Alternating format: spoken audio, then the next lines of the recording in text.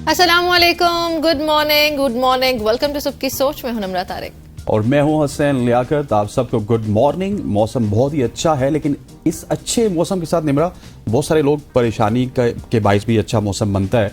अभी अगर रावलपिंडी इस्लामाबाद की बात की जाए तो इस्लामाबाद में तो कदरे बेहतर है, क्योंकि इस्लामाबाद में उस तरह का सिस्टम नहीं होता। यहाँ पे चीजें सिस्टमेटिक हैं, लेकिन पिंडी की जानिब जिस तरह आप बताएंगी वहाँ पे मामलात बहुत ज्यादा खराब है। लेकिन मेरे ख्याल में स्टार्ट हम अच्छे वाले पार्ट से करते हैं जी, फिर we are going to skip to the bad part, अल्लाह माफ करे। लेकिन पहली बात ये कि मौसम इंतहाई अच्छा हो चुका है।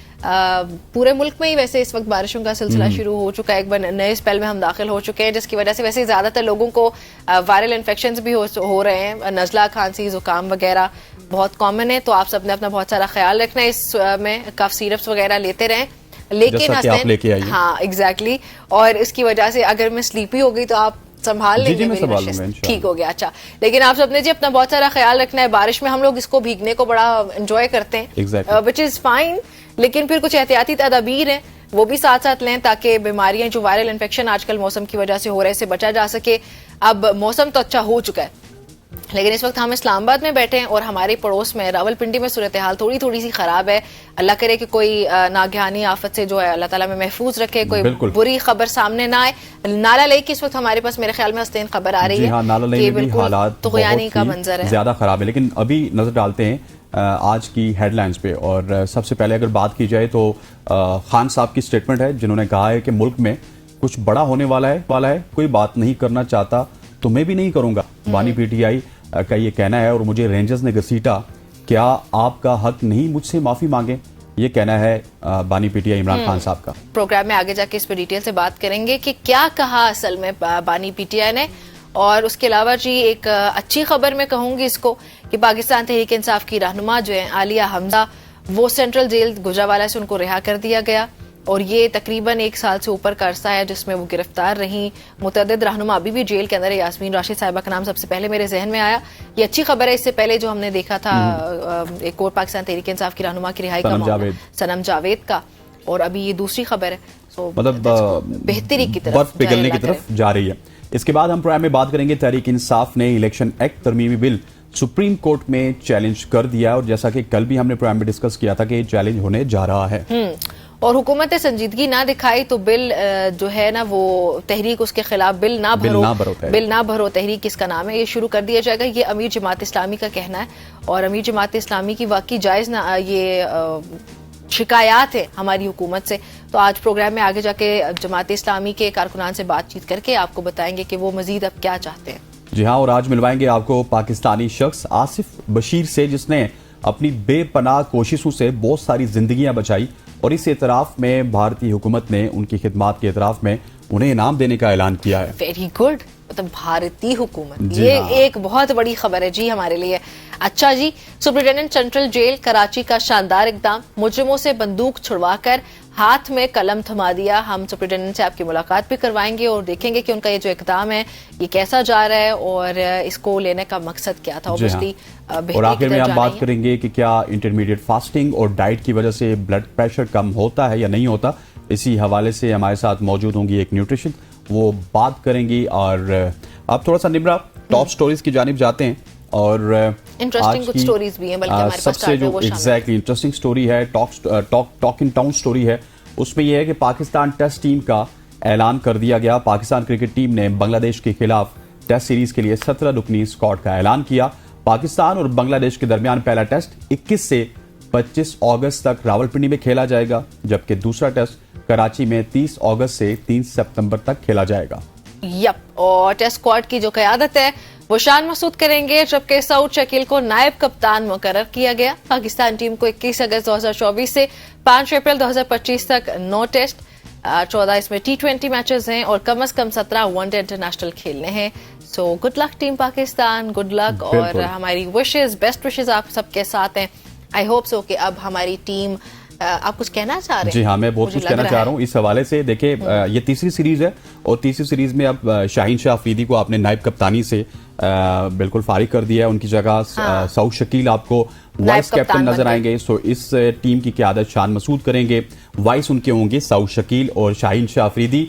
और Babar Azam as a player खेलेंगे। अब ये बड़ा इंटरेस्टिंग है। लेकिन आपकी हमदर्दियां भी मतलब शाहीन शाह अफरीदी के साथ? नहीं, मेरी हमदर्दी बिल्कुल नहीं है। अच्छा डिसीजन है, ये होना चाहिए था। मेरी हमदर्दी पहले दिन से हैं उस शख्स के साथ जो मुल्क के मफाद में खेले, मतलब बाबर आजम, रिजवान और शाहीन को बनाकर चले, क़यादत से दूर होना चाहिए। और दूसरा, एक दो फैक्टर्स हैं जिनको मैं निमरा यहाँ पे डिस्कस करना चाहता हूँ। एक प्लेयर है आकिब लियाकत, जिनका ताल्लुक कश्मीर से है और वो टॉप विकेट टेकर हैं आपके डोमेस्टिक सीजन के।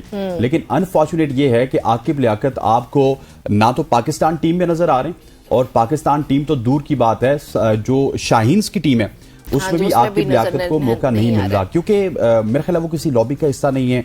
दूर दराज के इलाके से उनका ताल्लुक है, कश्मीर से उनका ताल्लुक है, इस वजह से उनको पिक नहीं किया जा रहा है। जो टॉप के बॉलर हैं शाहनवाज जहानी, उनको पिक नहीं किया गया, ठीक है, बनता है क्योंकि वो इंजर्ड हैं। लेकिन यार कम से कम आकिब लियाकत जो कि आपके लिए विकेट्स ले रहा है उसको पिक करें। 22-23 साल का लड़का है, आपके लिए एसेट बन सकते हैं। और एक और बात, आगे जाके हम इसके ऊपर डिटेल में अपने स्पोर्ट्स के प्रोग्राम में भी डिस्कशन करेंगे। रोहिल नजीर, ये एक ऐसा नाम है जो कि पाकिस्तान की क्रिकेट में 2020-21 की बात की जाए तो आपका बैकअप विकेट कीपर के तौर पे रोहिल नजीर को देखा जाता था।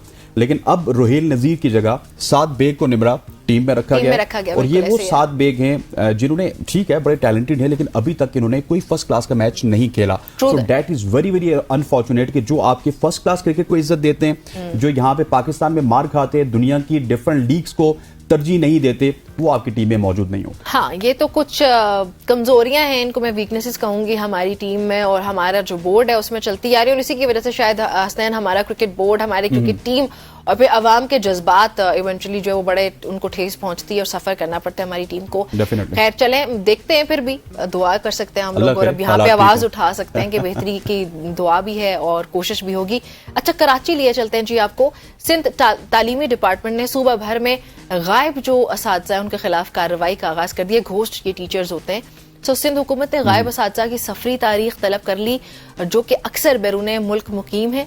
पहले भी सिंध तालीमी डिपार्टमेंट ने 8 जो है वो घोस्ट टीचर्स जो है उनको बर्खास्त किया था। अकबर लगारी ने यह बताया कि ये असातिज़ा जो बैरून मुल्क मुकीम थे पिछले 2 साल से तनख्वाहें वसूल कर रहे थे। सेक्रेटरी ने मजीद ये भी बताया कि सूबे भर में मुतालिका तालीमी अफसरान के खिलाफ सख्त कार्रवाई की जाएगी। हमने अपने प्रोग्राम में कई बार हसनैन ये स्टोरी सिंध से हमने इसको कवर किया कि घोस्ट टीचर्स हैं, बल्कि स्टेटिस्टिक्स के साथ हमने इसको शेयर किया अपने प्रोग्राम में बार बार। उसका मकसद यही था कि अफसरान के खिलाफ कार्रवाई की जाए, और आप देखें कि किस तरह वो बैरून मुल्क मुकीम है और उनको तनख्वाहें मिल रही हैं। बिल्कुल ऐसे ही सिंध में बहुत ज्यादा है, गोश्त टीचर्स बहुत ज्यादा हैं, गोश्त मुलाजमीन बहुत ज्यादा हैं, और इवन सिंध की अगर बात की जाए तो गोश्त स्कूल भी वहां पे बहुत ज्यादा है। और पंजाब में भी इस तरह का कल्चर है, और लोग अपने चहीतों को एकोमोडेट करने के लिए उनको सरकारी जॉब दिला देते हैं। उसके बाद वो कोई दुबई में एंजॉय कर रहा होता है, कोई बर्तानिया में। तो ये बड़ा ही, देखिए, मुझे जैसे हमारी सोच ये होती है ना कि लड़का क्या करता है, सरकारी नौकरी करता होगा तो रिश्ता करेंगे। वो इसीलिए होते हैं कि भाई आपको इस तरह से एकोमोडेट जहां पे किया जाएगा सरकारी मुलाजमतों के साथ, तो फिर यहाँ पे मामलात हमारे जो है ना मजीद खराब होंगे। तो ये एक अच्छी खबर है कि अगर इनके खिलाफ कार्रवाई की जाए और उनको सख्त से सख्त सजा देनी चाहिए, और जो भी मुलव्वस है, जो भी इस तरह अकोमोडेट करे, सिर्फ वो टीचर्स नहीं बल्कि जिसने ये सब किया, जो मेरिट पे भर्तियां नहीं होती, उनके खिलाफ भी कार्रवाई होनी चाहिए। बिल्कुल ऐसी है। इसके बाद अगली स्टोरी की जानिब जाते हैं। गजा में, गजा की हम बात करते हैं, फलस्तीन की हम बात करते हैं, और उनके साथ हमारे दिल धड़क रहे हैं। जहां पे बिजली की कमी है, वहीं पे एक फलस्तीनी दर्जी ने जंग की तबाहकारियों में अपनी सिलाई मशीन को दोबारा चलाने का तरीका ढूंढ लिया। रात साद ने अपने बच्चों की मदद से अपनी फैक्ट्री के खंडरात में एक साइकिल के जरिए सिलाई मशीन को चला रहे हैं वो। ब्यूटीफुल। और जबकि आप हंसते नहीं, देखें यहाँ पे कि इसराइल और फलस्तीनी इस्लामी ग्रुप हमास के दरमियान जंग जारी है। जंग के 10 महीने, अभी ये वैसे जो सिर्फ अक्टूबर की हम बात कर रहे हैं, ये 10 महीने असल में नहीं है, ये दिहाइयां गुजर चुकी हैं। लेकिन अगर सिर्फ इन 10 महीने की हम बात करें, ये 10 महीने गुजरने के बाद भी जिसने ईंधन की शदीद, जिसमें आप कह सकते हैं कि वो वहां पे शदीद किल्लत है, मुतबादिल तवानाई के कोई रास्ते नहीं है, या अगर कुछ है तो कीमतों में बहुत इजाफा हो चुका है। तो साद ने यह कहा कि साइकिल ने उम्मीद की एक किरण दी है, और ये हम इस वक्त आपको क्लिप बल्कि दिखा भी रहे हैं कि वो साइकिल को मशीन बना के यूज कर रहे हैं और कपड़े वगैरह सिलाई कर रहे हैं। आई होप सो कपड़े वगैरह बना के बेच रहे होंगे। तो मतलब ये इनोवेशन और ये जो उन्होंने किया, ये कारनामा बड़ा ही यूनिक किस्म का है। बिल्कुल ऐसे ही है। और इजराइल में भी मैं आपको बताऊं कि जब से उनकी ईरान के साथ टेंशंस बहुत ज्यादा बढ़ी हैं, तो वो भी थोड़ा सा बैकफुट पे गए हुए हैं, क्योंकि उनको जो इंटेलिजेंस मिल रही है अमेरिका की जानिब से, अमेरिका उनको बता रहा है कि अगले 2-3 दिन में ईरान आपके ऊपर हमला कर सकता है। सो वो एक तो फ़लस्तीनी बेचारों के ऊपर जुल्म कर रहे हैं, ऊपर से उन्होंने अपना डिफेंस सिस्टम भी बड़ा मजबूत कर रखा है कि किसी वक्त भी ईरान की जानिब से हमला किया जा सकता है। लेकिन अब देखना यह है कि ईरान अगर वहां पर हमला करेगा तो हमारे फ़लस्तीनी जो मजलूम बहन भाई हैं उनका क्या होगा, क्योंकि अल्टीमेटली पिसना इन्हों नहीं है, गजा पट्टी के ऊपर ही जो कुछ होना है वही होगा। बेचारे पिसते आ रहे हैं और शायद ये मुजाहिदीन है, ये इनके जिहाद का जज्बा है जो उनको आज तक यहाँ पे खड़े किया हुआ है, वो आज भी फाइट कर रहे हैं। लेकिन अगर सूरत हाल, मैं कभी खुद जब सोचती हूँ अपने पे कि यार कभी मेरे साथ ऐसा हो रहा हो तो शायद हम इसको सरवाइव ना कर सकें, क्योंकि उनका जो जज्बा है वो दिखाई किसी और तरह का देता है आपको। फलस्तीनियों का जज्बा ना बिल्कुल गैर मुतज़लज़ल और किसी और किस्म का है, और अल्लाह ताला उनके लिए आसानियां करे, मदद करे। और यहाँ पर जन्नती लोग हैं। वक्त हुआ चाहता है एक शॉर्ट कमर्शियल, हाँ चलें लेते हैं यहाँ पे एक शॉर्ट कमर्शियल ब्रेक। आप सबने हमारे साथ रहना।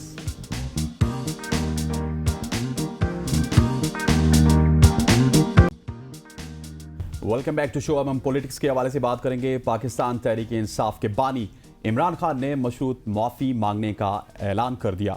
अडयाला जेल में सहाफ़ियों से गुफ्तगू में इमरान खान का कहना था कि पहले 9 मई की CCTV फुटेज लाई जाए।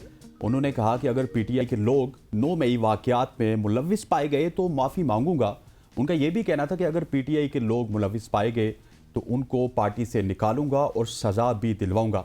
इमरान खान का कहना था कि मुझे रेंजर्स ने घसीटा, पाकिस्तान और आलमी सतह पर मकबूल तरीन शख्स को कोई इज्जत नहीं देता। और हसनैन, ये जो आप अभी खबर इस वक्त हमारे नाज़रीन को दे रहे हैं, इसको रिपोर्ट करने के लिए हमारे साथ अनवार अब्बासी मौजूद भी हैं, और कल वो इस मीटिंग में मौजूद भी थे जो सहाफ़ियों के साथ गुफ्तगू की है इमरान खान ने। तो फिर वो जानते हैं उनसे कि क्या असल में बात क्या कही है इमरान खान ने। अस्सलाम वालेकुम अनवार साहब। वालेकुम सलाम। अनवार, बताइएगा कि जो खबरें कल मुलाकात के बाद आना शुरू हुई है कि इमरान खान माफी मांगने के लिए रजामंद हो गए, तो मैं ये चाह रही हूँ कि आप हमें क्लैरिफाई करें कि क्या वो वाकई तौर पर माफी मांगने के लिए तैयार हुए, क्योंकि उन्होंने तो मशरूत माफी का कहा, उन्होंने तो बल्कि कल ज्यादा सख्त बातें कर दी हैं। देखिए, मशरूत माफी क्या है, उसमें जो मशरूत जो उनकी शराइत हैं ऑलमोस्ट वही हैं जो उनका क्लियर स्टांस उन्होंने शुरू दिन से ले रखा था, ऑलमोस्ट वही है। कल 190 मिलियन पाउंड रेफरेंस केस की समाअत के दौरान जब वो आते हैं वहां पर साथियों से गुफ्तगू करने आते हैं, तो उस दौरान उनसे जब बात हुई तो उन्होंने कहा, जब एक सवाल किया गया कि DGI SPR ने अपनी प्रेस कॉन्फ्रेंस में ये कहा है कि फौज का वाज़ेह मौक़िफ़ है कि 9 मई के जितने भी मुल्ज़मान हैं उन्हें इंसाफ के कटहरे में लाया जाएगा और किसी को माफ नहीं किया जाएगा। तो इस पर उन्होंने कहा कि देखें, जब सवाल किया गया कि क्या आप माफी मांगने के लिए आप तैयार हैं, तो उन्होंने कहा कि मैं माफी किस बात पे मांगूं। उन्होंने कहा कि मैं जुल्म हमारे साथ हुआ है, हमारे 10,000 लोगों को जेलों में डाला गया है, हमें इलेक्शन नहीं लड़ने दिया गया। इसके अलावा उन्होंने कहा कि हमारी पार्टी पर पाबंदी लगाई गई, हम साने 9 मई के मुतासरा हैं, हम इंसाफ चाहते हैं। हमने चीफ जस्टिस से भी कहा कि इंसानी हकूक की खिलाफ वर्जी हुई है, हमारी 25 मई की पिटीशन जो थी अभी तक उसे सुना नहीं गया। उन्होंने साथ ही ये कहा कि मुझे रेंजर्स की जानब से इस्लामाबाद हाई कोर्ट की हदूद से सीट का अगवा किया गया। सुप्रीम कोर्ट ने भी ये कहा है कि ये गैर कानूनी था, मुझे और मेरे वकला को मारा गया, हमें घसीट के ले गए। क्या ISPR की इज्जत है और किसी की इज्जत नहीं है, मेरे अगवा में मुझसे माफी मांगी जाए। उन्होंने ये भी पहले कहा। उन्होंने साथ ही ये कहा, उन्होंने कहा कि जब उससे सवाल किया गया कि आप माफी मांगे, उन्होंने कहा कि ठीक है, मैं माफी मांगने के लिए तैयार हूं, लेकिन उसकी शराइत क्या थी। मशरूत तौर पर उन्होंने कहा कि देखें, CCTV फुटेज में PTI का एक भी कारकुन आया तो मैं माफी मांगूंगा। 9 मई में मेरा कोई कारकुन हुआ तो उसको पार्टी से भी निकाल दूंगा और उसे सजा भी दिलवाऊंगा। और साथ ही उन्होंने कहा कि CCTV फुटेज से हमारा जुर्म साबित हुआ तो माफी मांगूंगा। मतलब कि अनवार, फिर बात आके वहीं पे लगती है कि तहरीक इंसाफ ने एक बार फिर से मुतालिबा कर दिया कि जुडिशल कमीशन बनाए, और अगर कमीशन के बाद जो भी मामला सामने आते हैं उसमें अगर हम जिम्मेदार हुए तो माफी मांगेंगे। देखिए, ये असल कहानी है। शुरू दिन से वो यही है, वो यही कह रहे हैं कि जुडिशल कमीशन बनाया जाए। वो बार बार ये कह रहे हैं कि 9 मई की फुटेज जो थे, CCTV फुटेज जो हैं, वो जिन लोगों ने गायब की वही उसके जिम्मेदार हैं। वो बार बार ये कह रहे हैं कि हमें मुलव्वस किया जा रहा है 9 मई में, मेरा कोई कारकुन या कोई नाम मैं तो हूँ। हाँ, पुरअमन एहतजाज का उन्होंने कहा कि कल भी उन्होंने कहा कि कंटोनमेंट बोर्ड या जो मुक्तदर हल्के का जो हेडक्वार्टर है उसके सामने एहतजाज का हमें आइन भी हक देता है, पुरअमन एहतजाज हम कर सकते हैं। इसके अलावा तोड़ फोड़ और जितने भी वाकयात थे उसमें उन्होंने कहा कि लाएं, साबित करें कि मेरा कोई कारकुन इसमें मुलव्वस है तो मैं उस पर माफी मांगूंगा, ना सिर्फ माफी मांगूंगा बल्कि उस कारकुन को पार्टी से निकाल कर कानून के मुताबिक उससे सजा भी दिलवाऊंगा। साथ ही उन्होंने कहा कि देखें, आप बार बार ये कह रहे हैं कि आपने जब सवाल किया गया उनसे, एक और मेरे साथी रिपोर्टर ने सवाल किया कि ISPR की जानब से अपनी प्रेस कॉन्फ्रेंस में ये किया, DG ISPR ने कहा कि आपको आपसे बात नहीं की जाएगी, क्या आप हुकूमत से बात करने के लिए तैयार होंगे? उन्होंने कहा कि देखिए, हम अवाम के और मुल्क के मुफाद के लिए फौज से बात करना चाह रहे थे, अगर वो बात नहीं करना चाहते तो ना करें, हम तो सिर्फ ये चाहते थे कि मुल्क और कौम के मुफाद के लिए उनसे बात की जाए। उन्होंने कहा कि मैं कभी भी फॉर्म 47 की हामिल हुकूमत से किसी तौर पे भी मैं बात ठीक हो गया अनवार, बहुत बहुत शुक्रिया, thank you very much for joining us. हमें स्टूडियो में ज्वाइन किया है आमिर साहब ने। आमिर साहब, thank you very much for joining us. अब हमें जिस तरह अनवार की बातों से लग रहा है कि खान साहब की बॉडी लैंग्वेज तो बड़ी पॉजिटिव है, लेकिन उन्होंने कहीं ना कहीं ये बता दिया कि अब वो मौफे की तरफ जाएंगे। सो ये मामला किस तरफ जाते हुए नजर आ रहे हैं आप? देखें जी, तहरीक इंसाफ का तो पहले दिन से मौक़िफ़ है कि जो भी 9 मई में मुलविस है, और हमने सुप्रीम कोर्ट में हमारे बानी चेयरमैन इमरान खान साहब की तरफ से एक पिटीशन भी डाली हुई है कि इस पर एक जुडिशल कमीशन बनाया जाए। तहरीक इंसाफ कभी भी तोड़ फोड़ की, घेराव जलाओ की और इस तरह की सियासत नहीं करती। तो एक बहुत बड़ा वाक़या हुआ था 9 मई को, जो कोर कमांडर हाउस जलाया गया, या जो भी आर्मी तनसीबात हैं जिन पे कुछ इस तरह के वाक़यात हुए। तो ये डे फर्स्ट से इमरान खान का मौक़िफ़ है कि आप जुडिशल कमीशन बनाएं, उनकी CCTV फुटेज निकालें, जो भी इसमें मुलविस है, कोई भी है खा वो, आप उसको बिल्कुल सजा दें। तहरीक इंसाफ उससे डिस्टेंस करती है, तहरीक इंसाफ उसको नहीं करती। ठीक है, तहरीक इंसाफ क्या समझती है कि फिर वो जुडिशल कमीशन 1 साल से ऊपर का अरसा गुजर चुका है, क्यों नहीं बना वो जुडिशल कमीशन? या जो तहरीक, बल्कि कल जो खबरें आना शुरू हुई है कि इमरान खान माफ़ी मांगने के लिए रजामंद हो चुके हैं, लेकिन माफ़ी नहीं है, वो तो मशरूत माफ़ी है ना। मैं, अगर आप मेरे ऊपर एक इल्ज़ाम लगाएं कि आपने ये चोरी की है, तो मैं कहूँगा ठीक है, आप साबित तो कर दें मैंने चोरी की है, मैं माफ़ी मांग लूँगा। तो जब आप चोरी तो साबित करें ना। आप, इमरान खान पे इल्ज़ाम है कि 9 मई को इसने आर्मी तनसीबात पे हमले करवाए हैं, तो इमरान खान तो शुरू से ये कह रहा है भाई साबित तो करो। जब ये बात साबित ही नहीं हो रही और मैं ज़बरदस्ती की माफ़ी मांग लूँ, ऐसे तो नहीं हो सकता। 9 मई को जो चीज़ें साबित हैं वो ये हैं कि CCTV जो कैमरे हैं वही चोरी कर लिए गए। हाँ जी, इस पर कौन माफ़ी मांगेगा? 9 मई को जो ये बात साबित है वो ये है कि इमरान खान को हाई कोर्ट से गैर कानूनी तौर पे अगवा किया गया, और ये बात सुप्रीम कोर्ट ने कही है कि इमरान खान को गैर कानूनी तौर पे वहाँ से गिरफ्तार किया गया। ये बात तो साबित है, इस पे कौन माफ़ी मांगेगा? जो बातें साबित हैं उन पे तो माफ़ी मांग कोई नहीं रहा, और जो आज तक साबित ही नहीं उस पर इसरार किया जा रहा है कि आप इस पर माफ़ी मांग लें। तो मैं फिर ये कहता हूँ कि हम ये तो सवाल अब कौम से करते हैं, मीडिया के सामने करते हैं कि जब हम 1 साल से ऊपर हो गए, हम ये कह रहे हैं, तकरीबन 1.5 साल होने वाला है 9 मई को, कि आप हमें एक जुडिशल कमीशन बनाएं, उसमें आप इसकी तहकीकात करें, साफ शफाफ तहकीकात हों। जिन्होंने 9 मई को हमला किया है, जो भी उसमें मुलविस है, तहरीक इंसाफ उससे डिस्टेंस करेगी और ये खुद मुतालबा करेगी कि इसे सजा दी जाए। आमिर साहब, आपने पहले भी ये बात की कि हम अदम तशद्दुद की तरफ नहीं जाते और हमने इस तरह की सियासत नहीं की, लेकिन PTV हमला केस आपको याद है, फिर बिल जलाने वाली तहरीक आपको याद है, 120 दिन धरने वाले याद हैं। सो कहीं ना कहीं तहरीक इंसाफ के साथ ये एसोसिएट किया जाता है कि पुरतशद्दुद आपने एहतजाज की है। देखें जी, PTV हमला केस में मैं भी मुलजिम था। मैं उस वक्त भी इस्लामाबाद का सदर था, और तजुर्बा रहा? मैं यही तो आपको बताना चाह रहा हूँ कि मैं उस वक्त इधर अपारा में मैंने एक फ़्लैट लिया हुआ था। मैं वहाँ पे चूँकि कभी कभार आके सो जाता था, तो जब ये PTV हमला हुआ तो मैंने वो TV में देखा, और FIR में मेरा पहला नाम था कि आमिर मुगल लीड कर रहा था इसको। तो आप सदर थे ना? मैं सदर था, तो बस मेरा को संभालना था। लीड किया। तो मैं यही तो कह रहा हूँ, यही कह रहे हैं कि मैंने उनको कहा एहतजाज करो, वो जाके तोड़ना शुरू हो गए। नहीं, मैं यही तो कह रहा हूँ कि मैं सोया हुआ था एक कमरे में, और मैंने TV पे खबर देखी कि PTV पे हमला हो गया, और बाद में मैंने देखा कि FIR में भी मेरा नाम था। तो ये इस तरह नाम आते हैं FIR में, तो ऐसी कोई बात नहीं है। उसकी भी मेरे ख्याल में PTV हमले के भी केस पे सारे बरी हो चुके हैं, इमरान खान समेत और हमारे समेत सारे लोग बरी हो चुके हैं। तो कहने का मकसद ये है कि ये सियासी पर्चे होते हैं।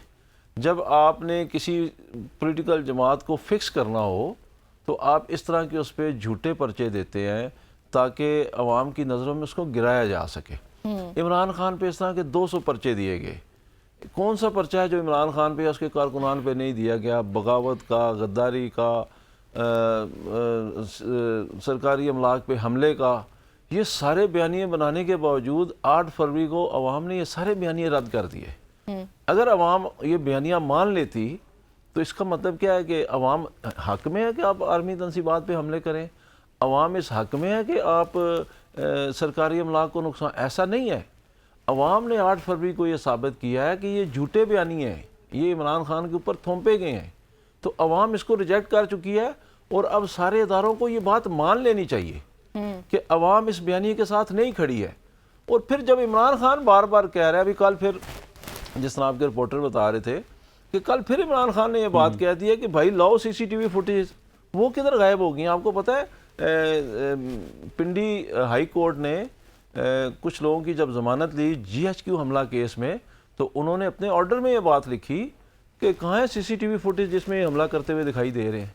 तो यहाँ ये आप इससे अंदाज़ा लगा लें, IG पंजाब जो किसाई है वो डॉक्टर अनवर, उसने एक प्रेस किसाई है, उसने हमारे हजारों कारकुनान के साथ इसके ऊपर आपसे डिस्कशन को कंटिन्यू रखते हैं। हमें ज्वाइन किया है सीनियर जर्नलिस्ट आमिर सईद अब्बासी साहब ने। आमिर मुगल साहब भी हमारे स्टूडियो में मौजूद हैं, लेकिन आप क्योंकि आमिर स्क्वायर हो गया कोर्ट हैं, आमिर स्क्वायर हो गया ये, आमिर स्क्वायर हो गया। आमिर मुगल साहब भी और आमिर सईद अब्बासी साहब भी।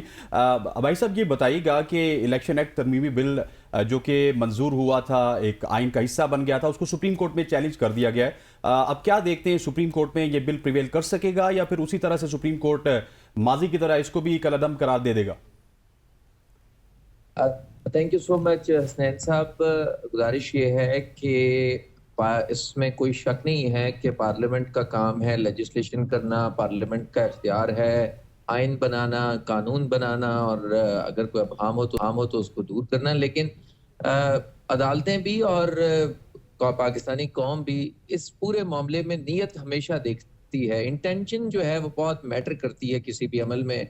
और यहाँ पर तो ड्रामा फिश आए, अगर हम देखें on the face of it very clearly ये लिखा हुआ है कि ये जो कानून है ये specifically supreme court of Pakistan के उस 12 जुलाई के ऑर्डर को न सिर्फ सबूताज करने के लिए है, बल्कि एक सियासी जमात, जिस सियासी जमात को रियासती जबर का सामना करना पड़ा और उसके बाद खुदा करके इस मुल्क में इलेक्शन हुए और इलेक्शन में उससे उसका इंतखाबी निशान छीन लिया गया। और उसके बाद इलेक्शन में सबको मालूम था, पूरी कौम को मालूम था कि कौन सी सियासी जमात किसकी तरफ से उसका कैंडिडेट कौन है।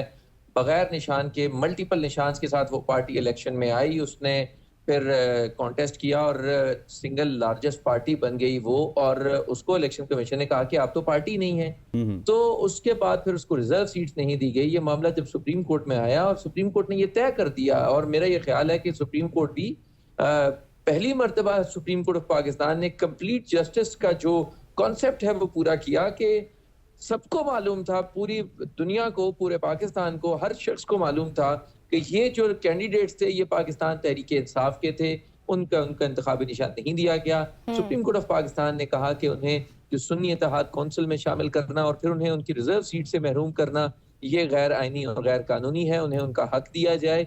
लेकिन अब एक प्राइवेट मेंबर बिल के जरिए, और हुकूमत खुद भी ये बिल लेकर नहीं आई, बल्कि एक प्राइवेट मेंबर जो है उन्होंने ये बिल प्रपोज किया, और जिस पर गिरफ्तारी से इस कानून साजी हुई, कोई बहस नहीं हुई, कमेटी में एक दिन से अप्रूव हो गया, फिर कौमी असम्बली से एक दिन में अप्रूव हो गया, सेनेट से एक दिन में अप्रूव हो गया। सो ऐसी कानून साजी को बज़ाहिर ना तो कोई भी शख्स जो कानून और आइन को समझता हो वो इसको नहीं है समझता कि ये एक लेजिटिमेट और एक साफ नीयत के साथ होने वाली कानून साजी है। लिहाजा मुझे लगता है कि मामला अब सुप्रीम कोर्ट में आ चुका है। ऑल्दो कि सुप्रीम कोर्ट ऑफ पाकिस्तान इस पूरी सूरत हाल का फायदा उठाएगी जो सुप्रीम कोर्ट में डिवाइड है, जजेस में कुछ इख्तलाफात नजर आ रहे हैं जो इस जजमेंट में भी नजर आए 8-5 से। और इसके अलावा भी आपको पता है कि जिस तरह सुप्रीम कोर्ट की एक्टिविटीज चल रही हैं, जो कमेटी है वो जिस तरह के इख्तलाफात उसमें सामने आ रहे हैं, इसका फायदा तो जरूर उठाएगी हुकूमत, लेकिन मुझे नहीं लगता कि इन द लॉन्ग रन इसमें कोई बहुत बड़ा रिलीफ हुकूमत को मिल हुकूमत सकता को है, इतना ये बड़ा कानून रिलीफ साजी नहीं मिल सस्टेन सकता करेगी। बिल्कुल ऐसी। अच्छा आमिर मुगल साहब, दूसरी तरफ एक तो चलिए ये मामला हो गया, मखसूस नशिस्तों वाला जो मामला है उसमें सुप्रीम कोर्ट के फैसले के खिलाफ इलेक्शन कमीशन ने अपनी एक दरख्वास्त दायर कर दी। आपको क्या लगता है क्या कानूनी हैसियत इसकी, और कोई हुकूमत इसमें भी कुछ अचीव करने में कामयाब हो पाएगी या नहीं? अगर मैं अपनी पिछली बात कंप्लीट करूँ, जी जी जरूर जी जरूर जरूर कीजिएगा। देखिए वो कसाई से ही करेंगे जी कसाई कसाई से ही करेंगे वो उस कसाई ने जुल्म इतने किए हैं जी तहरीक इंसाफ पे और आवाम पे। देखिए उसने एक प्रेस कॉन्फ्रेंस की कि डॉक्टर मुराद रास की कोई 250 कॉल हैं जिन लोगों ने कोर कमांडर हाउस पे हमला किया उनके साथ, और वो लीड कर रहा था उसको। ये प्रेस कॉन्फ्रेंस की टीवी पे आके सारे चैनल्स पे चली। ठीक हो गया। उसने 2 दिन बाद प्रेस कॉन्फ्रेंस करके तहरीक इंसाफ छोड़ी, वो पाक साफ हो गया, मासूम हो गया, और रोजाना टीवी टॉक शोज पे बैठ के डॉक्टर मुराद रास लोगों को दर्स दे रहा था कि तहरीक इंसाफ गलत है और मैं बिल्कुल ठीक हूँ। तो इट मीन्स कि आपका मकसद 9 मई के हमलावरों को पकड़ना नहीं है, आपका मकसद पॉलिटिकल इंजीनियरिंग है। आप 9 मई की आड़ में लोगों को तहरीक इंसाफ से दूर कर रहे हैं। अगर आपका मकसद 9 मई के हमलावरों को पकड़ना होता तो आईजी पंजाब बैठ के प्रेस कॉन्फ्रेंस करके कह रहा है कि डॉक्टर मुराद रास की 250 कालें हमने जो है वो रिकॉर्ड कर ली हैं जो इसने GHQ के हमलावरों को हदायत दे रहा था। और 2 दिन बाद वही डॉक्टर मुराद रास प्रेस कॉन्फ्रेंस करता है और वही डॉक्टर मुराद रास जो है उसके बाद उसको किसी ने हाथ तक नहीं लगाया। एक और छोटी सी एग्जांपल दे दूं आपको, अंदलीब अब्बास जिस गाड़ी के वो ऊपर खड़ी होके नारे लगा रही थी, हाँ जी। उसी गाड़ी को ड्राइव खदीजा शाह कर रही थी। खदीजा शाह 1 साल जेल में रही और अंदलीब अब्बास प्रेस कॉन्फ्रेंस करके उसको किसी ने हाथ नहीं लगाया। तो इट मीन्स कि आप 9 मई के हमलावरों को, सो कॉल्ड हमलावर, वैसे तो हमला अंदलीब अब्बास ने भी कोई नहीं किया था, नारे लगाना कौन सा जुर्म हो गया या कब से हमला हो गया, लेकिन सो कॉल्ड हमलावरों को तो आप पकड़ना ही नहीं चाहते। आप तो 9 मई की आड़ में तहरीक इंसाफ को तोड़ना चाहते हैं। अब आते हैं जो आपने कहा कि मखसूस नशिस्तों के, देखें इसमें तो शुरू से इलेक्शन कमीशन तो फैसिलिटेटर है। जो हमारा इलेक्शन लूटा गया दिन दिहाड़े डकैती मार के, उसका तो सबसे बड़ा फैसिलिटेटर इलेक्शन कमीशन है। इलेक्शन कमीशन ने जिस तरीके से आंखें बंद रखी, हमारा बल्ले का निशान छीनने में इलेक्शन कमीशन ने और माजरत के साथ काजी फैज ईसा साहब ने जो किया, वक्त कम है, लेकिन अभी तो कामयाब होगा इलेक्शन कमीशन? मुझे नहीं लगता कामयाब होगा। सुप्रीम कोर्ट जो है वो इसको बिल्कुल भी एक्सेप्ट नहीं करेगी। ठीक। उसकी वजह यह है कि क्रिस्टल क्लियर है ये बात कि तहरीक इंसाफ को इंटेंशनली इन मखसूस नशिस्तों से दूर रखा जा रहा है। ये तहरीक इंसाफ का राइट बनती हैं। ये जितने लोग हैं जो जिनको ज़बरदस्ती आज़ाद किया गया है, ये इमरान खान के मैंडेट पे जीते हैं, तहरीक इंसाफ के मैंडेट पे जीते हैं, और इन सीटों पे जो राइट बनता है वो इमरान खान के ही मुंतखब शुदा लोगों का बनता है जो इमरान खान के नाम पे जीते हैं। ठीक तो हो गया। मुझे नहीं उम्मीद कि आमिर- इलेक्शन कमीशन इस पे कामयाब आमिर होगा। सईद की तरफ चलते हैं। आमिर, आपके इसके बारे में क्या राय है? आपको क्या लगता है इस बार इलेक्शन कमीशन कामयाब हो जाएगा जो अचीव करना चाह रहे हैं? एक छोटा सा पॉइंट आमिर मेरा भी नोट कर लीजिएगा कि जो 2 जजेस का इजाफी नोट है, निमरा उसके हवाले से भी बात कर रही है, क्योंकि वो एक बड़ा अनप्रेसिडेंटेड इस वजह से है कि पहले इजाफी नोट में रीजनिंग दी जाती थी। इस दफा इजाफी नोट में बताया जा रहा है कि 8 जजेस का फैसला गैर आईनी है।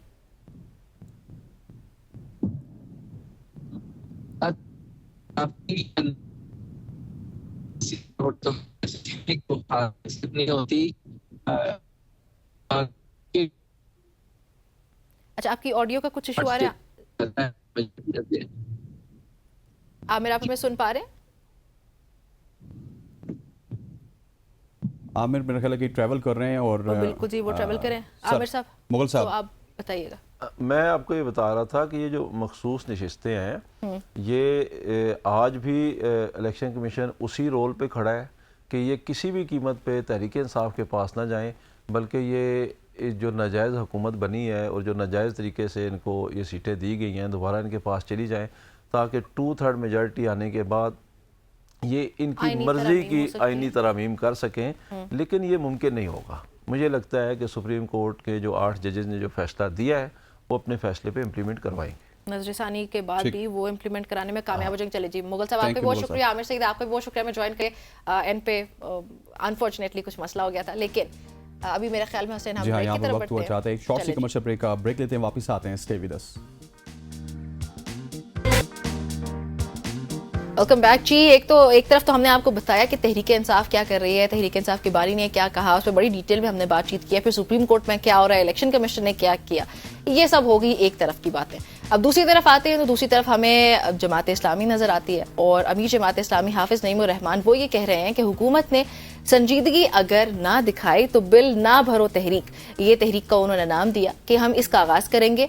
हमने हुकूमत से वही मुतालिबात किए हैं जो कि हुकूमत के बस में है। और वैसे मैं भी सेकंड करती हूँ इस बात को कि जो हुकूमत के इख्तियारात है वो उनको इन द बेस्ट कैपेसिटी हुकूमत को यूज करना चाहिए। तो उन्होंने ये कहा कि हुकूमत के बस में जो है हम वही मुतालिबा करें, लेकिन हुकूमत अगर मुज़ाकरात में संजीदा नहीं तो फिर 2 मुलाकातों के बाद भी कमेटी जो है वो गुमशुदा हो गई। उन्होंने मजीद ये कहा कि आज हम मरी रोड पर मार्च करेंगे। मजीद क्या कहा ये हसनैन बता। जी हाँ, और 11 अगस्त को लाहौर, 12 अगस्त को उन्होंने पेशावर की बात की और 16 अगस्त को वो मुल्तान में जलसा और धरना करेंगे।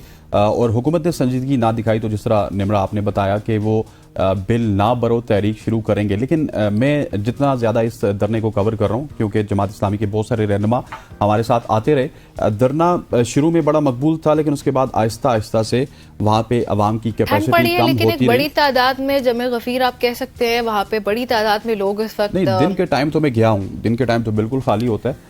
शाम को जब हाफिज साहब ने आना होता है तो पिंडी इस्लामाबाद के लोग आ जाते हैं, तो टाइम ही शाम का होता है। लेकिन मतलब आप ये कह सकते हैं इन दी एंड कि एक बड़ी तादाद अवाम की फिर भी जलसे में मौजूद है, धरने में। और इस धरने का जो मकसद है वो बुनियादी तौर पर जो जमात इस्लामी बताती है उनके मुताबिक सिर्फ यही है कि जो मुतालिबात हैं हुकूमत के बस में और उन मुतालिबात को माना जाए। अच्छा, एक बात उनकी बड़ी वैलिड है वो ये कि हुकूमत ने मुज़ाकरात करने चाहिए थे कम से कम। पहले दिन हमने देखा था तार साहब बड़े सीरियस दिखाई दिया हमें जब उन्होंने ये कहा कि बड़ा पॉजिटिव हमारा ये फर्स्ट राउंड रहा है, सेकंड के लिए हम होपफुल हैं और हम मुतालिबात मानेंगे जरूर जो भी कर सकते हुए।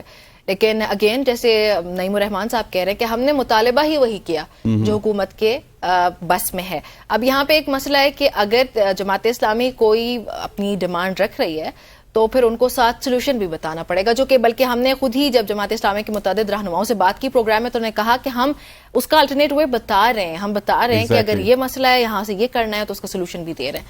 वैसे आई थिंक सो कि इस धरने को खत्म होना चाहिए हुकूमत के मुज़ाकरात करने के बाद। तारड़ की बात की थी तो वो तभी सीरियस थे जब उनके पास पावर बेहतरीन थी। जब उन्होंने धरना स्टार्ट किया तो डेफिनेटली पूरे मुल्क से लोग आए थे और उस वक्त बड़ा एक जमे गफीर था जो कि मरी रोड तक मौजूद था। फिर उनको लियाकत बाग जाने की इजाजत दी गई।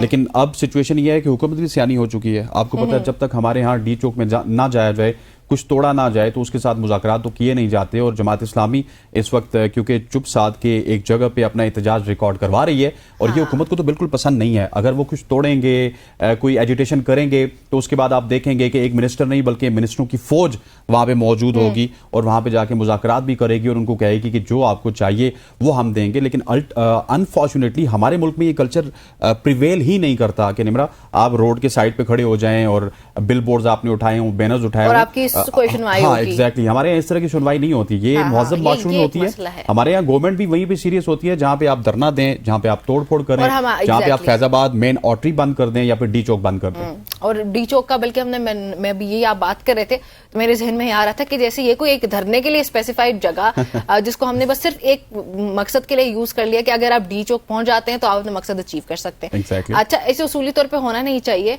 अगर 10 लोग भी कोई मुतालिबा लेकर बाहर निकले और अगर उनकी शिकायत हुकूमत से, तो कोई भी हुकूमत तो आज तो चले PMLN की है या एक इत्तेहादी हुकूमत चल रही है, तो हुकूमत को उन लोगों को अकोमोडेट करना चाहिए। कोई भी मुतालिबात है वो सुनने चाहिए, जबकि अपोजिशन के भी जायज़ मुतालिबात हैं वो ज़रूर पूरे होने चाहिए। अब जमात इस्लामी की अगर बात की जाए तो एक लंबे अरसे से ये तहरीक का इनकी तरफ से आगाज़ किया गया, बहुत सारी तहरीकें लेकर ये चले भी हैं। एहतजाज की बात की जाए तो बहुत सारे एहतजाज भी इन्होंने किए, धरने किए, जलसे जुलूस किए, सब कुछ अपना रिकॉर्ड करवाने की कोशिश की है। अब यहाँ पे हुकूमत वक्त जो है उनकी जिम्मेदारी ये बनती है कि ये अच्छे तरीके से मुज़ाकरात की तरफ जाए, ताकि एटलीस्ट अगर आप ना भी माने ये तो अवाम को एक मैसेज मिले कि हमारी जो हुकूमत है वो हमारे किसी मुतालिबात को लेकर सीरियस है। अगर ऑपोजिशन की कोई जमात ये कहकर आपके सामने उभरी है जहां पे उन्होंने सिर्फ ये कहा कि हमारे मुतालिबात अवामी है, तो ये अवामी का लफ्ज ही जहां पे आ जाता है लेकिन ना, तो फिर मुतालबात हुकूमत वाकई को अवामी है। अवामी आप है, देखिए वो अवामी है कि बिजली बिल में बिल कमी की बात की कर रहे जाए, हैं, महंगाई गैस की के बात रेट्स कर रहे को, हैं। बिल्कुल महंगाई अगर देखा जाए तो अवाम का इशू है, बिजली का बिल महंगा हो रहा है, वो अवाम का इशू है। इसके अलावा बहुत सारे ऐसे इशूज हैं जो कि जमात इस्लामी लेके आई थी और अवाम ने भी इसी वजह से उनको एक्सेप्ट किया था। मैंने लियाकत बाग में गए हैं और हम इसी हवाले से लियाकत बलोच साहब हमारे साथ मौजूद होंगे, उनसे हम रब्ता करने की कोशिश कर रहे हैं। जी वो हमारे साथ हाँ जी, लियाकत साहब, डिटेल में आपको हमारी जानेंगे। आवाज आ रही है? लियाकत बलोच साहब ने हमें लियाकत ज्वाइन बलोच करना है, हम साहब, उनको जो करेक्ट कि करने नायब की अमीर कोशिश हैं। कर भी रहे हैं, फिर से उनकी तरफ जाते हैं जी। लेकिन हसन, जैसे मैंने पहले कहा कि ये अवामी मुतालबात है, अगर कोई जमात अपोजिशन की ही सही, जब वो ये कह के आ जाती है तो हुकूमत की शायद जिम्मेदारी बन जाती है, क्योंकि हुकूमत के ऊपर सबसे बड़ी रिस्पॉन्सिबिलिटी है अवाम को केटर करने की, अवाम के जो भी मुतालबात हैं उनको सर्व करने की। हमारे यहाँ ये होता है कि हुकूमत को हम ये यहाँ पे आके बैठा देते हैं कि जैसे उन्होंने रूल करना है, असल में रूल नहीं करना होता, सर्व करना होता और है। एक और पॉइंट तो है अवाम को सर्व करें आप देखिए कि मुल्क की जो दूसरी बड़ी जमात है, पाकिस्तान तहरीक इंसाफ की बात कीजिए या फिर जो इक़्तिदार में नून लीग है या पीपल्स पार्टी है, वो तो अपनी इक़्तिदार की रास्ता कशी में लगे हुए हैं कि खान साहब ने बाहर का बाना है, इन्होंने अपने इक़्तिदार को प्रिवेल किस तरह करना है, तूल किस तरह देना है, किसी को एक्सटेंशन किस तरह देनी है। लेकिन इस वक्त जो दूसरे एंड पे जो अवाम की बात कर रही है, वो डेफिनेटली ये हमें मानना होगा, चाहे वहां पे 100 बंदा है, 1000 है या 1 लाख बंदा है, जमात इस्लामी इस वक्त बैठ के जो अवामी इशूज हैं उनके ऊपर बात कर रही है और अवाम इस वक्त पिस रही है। एक और चीज पे अप्रिशिएट करूंगी मैं जमात इस्लामी को यहाँ पे, जहाँ पे फलस्तीन का मामला है उस पे हमें जमात इस्लामी बड़ी एक्टिव दिखाई देती है। सेनेटर मुश्ताक का नाम सबसे पहले मेरे जहन में आ रहा है। लियाकत साहब बहरहाल हमें ज्वाइन कर चुके हैं। लियाकत साहब अस्सलाम वालेकुम। वालेकुम सलाम सर, बताइएगा इस वक्त धरने की क्या सूरत हाल है? बल्कि बड़ी डिटेल में हमने डिस्कस किया कि कुछ खबरें तो हमारे सामने हैं कि बड़े जोरों शोर से चल रहा है ये सब, लेकिन क्या हुकूमत की कोई संजीदगी की कोई गुंजाइश है? देखें, मसला ये है कि भी अगर हुकूमतें संजीदा होती हैं, अवाम के मुल्क के मसाइल को उसी गहराई और दर्दमंदी के साथ लेती हैं कि जो मुल्क की तरक्की के तकाजे हैं, लेकिन यहाँ मसला यही है कि भी बस एक इक़्तिदार लेने का ज़ौक शौक तो पार्टियों में होता है, पॉपुलर होते हैं, लीडरशिप पॉपुलर होती है जी, लेकिन मुल्क को इस बहरान से निकालने का वो विजन और वो लाएअमल और वो टीम उनके पास नहीं होती। अब रफ्ता रफ्ता मरहलावार जो है कि भी मुल्क बड़े एक इक़्तिसादी सूरत हाल से दो चार हो गया है और आज की सूरत हाल यही है कि आम आदमी के लिए बिजली का बिल अदा करना, पेट्रोल की कीमत बर्दाश्त करना, तनख्वाहदार तबके पे जो अजाफी टैक्सों का बोझ है और IPPs के साथ जो मुख्तलिफ अदवार में 94 से लेके बाद में जितने भी मायदे हुए हैं उनमें से बेशतर नाकिस हैं। फिर उनकी कैपेसिटी बिलिंग है, डॉलर्स में अदायगी है, जो हमारे अफरात ज़र और हमारी डेट फाइनेंसिंग और सर्कुलर डेट में इजाफे का बायस बनती है। और फिर अहम तरीन पहलू ये है कि भी हमारे मुल्क में जागीरदारों बड़े लैंड होल्डिंग जो हैं कि उन पे कोई इनकम टैक्स नहीं है। फिर जो सरकार है उसके चाहे वो जज हैं, जर्नैल हैं, सिविल ब्यूरोक्रेसी है, मरात याफ्ता जितने भी तबकात हैं वो हालात को नहीं समझ रहे, वो अपनी कोई मराद छोड़ने को तैयार नहीं है और उन्हें अंदाजा ही नहीं हो रहा कि भी इस वक्त पूरी दुनिया में क्या रद्दोबदल हो रही है, लोगों के अंदर क्या चीजें पैदा हो रही हैं और उसी चीज के लिए वो कोई तैयार ही नहीं है। इसलिए ये जो धरना है, लेकिन लियाकत साहब हमने ये खबरें सुनी थी कि आप लोगों का चौथा राउंड होने जा रहा है गवर्नमेंट के साथ, वो राउंड कहाँ तक पहुंचा? बात मैं अपनी बात पे आ गया हूँ ना जी कि भाई ये जो मसाइल हैं इसी के लिए ये धरना है और हुकूमत ने मुज़ाकरात का आगाज किया। हमारे रात चौथा राउंड भी हो गया और उसमें जो है कि भी हम इन चीजों को लेकर आगे बढ़ रहे हैं, लेकिन जाहिर है कि भी हुकूमत अगर कोई फौरी रिलीफ नहीं देगी तो ये लोगों के पास कोई एक पॉजिटिव मैसेज तो नहीं जाएगा। और जमात इस्लामी के धरने तो पब्लिक को एक अवेयरनेस दी है, लोगों के सामने उसके तमाम पहलू वादे कर दिए हैं और लोगों की उसके साथ एक वाबस्तगी हो गई है। अब हुक्मरान अगर इसी मरले पर लोगों को रिलीफ दे दें तो बेहतर है, वरना ये धरने जो है कभी कहीं रुकेंगे तो नहीं, यहाँ से उठ जाएंगे तो पूरे मुल्क में फैलेंगे, पूरे मुल्क में एहतजाज होगा।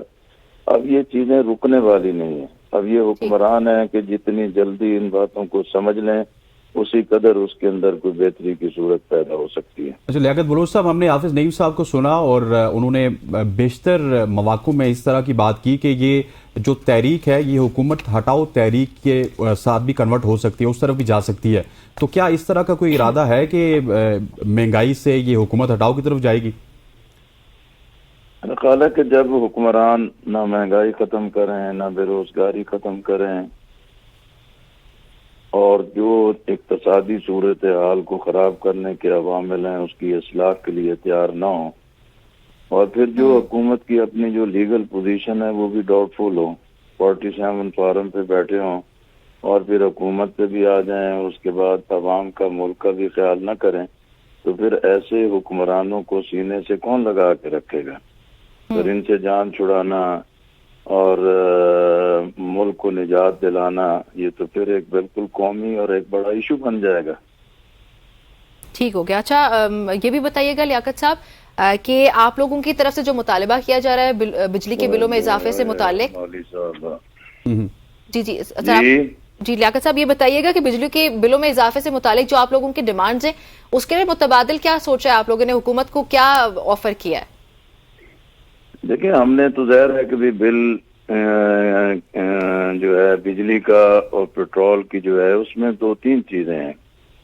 एक तो ये है कि जो सूद की शरह है जिसको एक इंतहा पे ले गए, अगर इमीडिएटली इसमें 10% तक कमी पर चले जाएं तो 4,500 अरब रुपए जो है कि हुकूमत की सेविंग होती है वो लोगों को रिलीफ दे सकते हैं।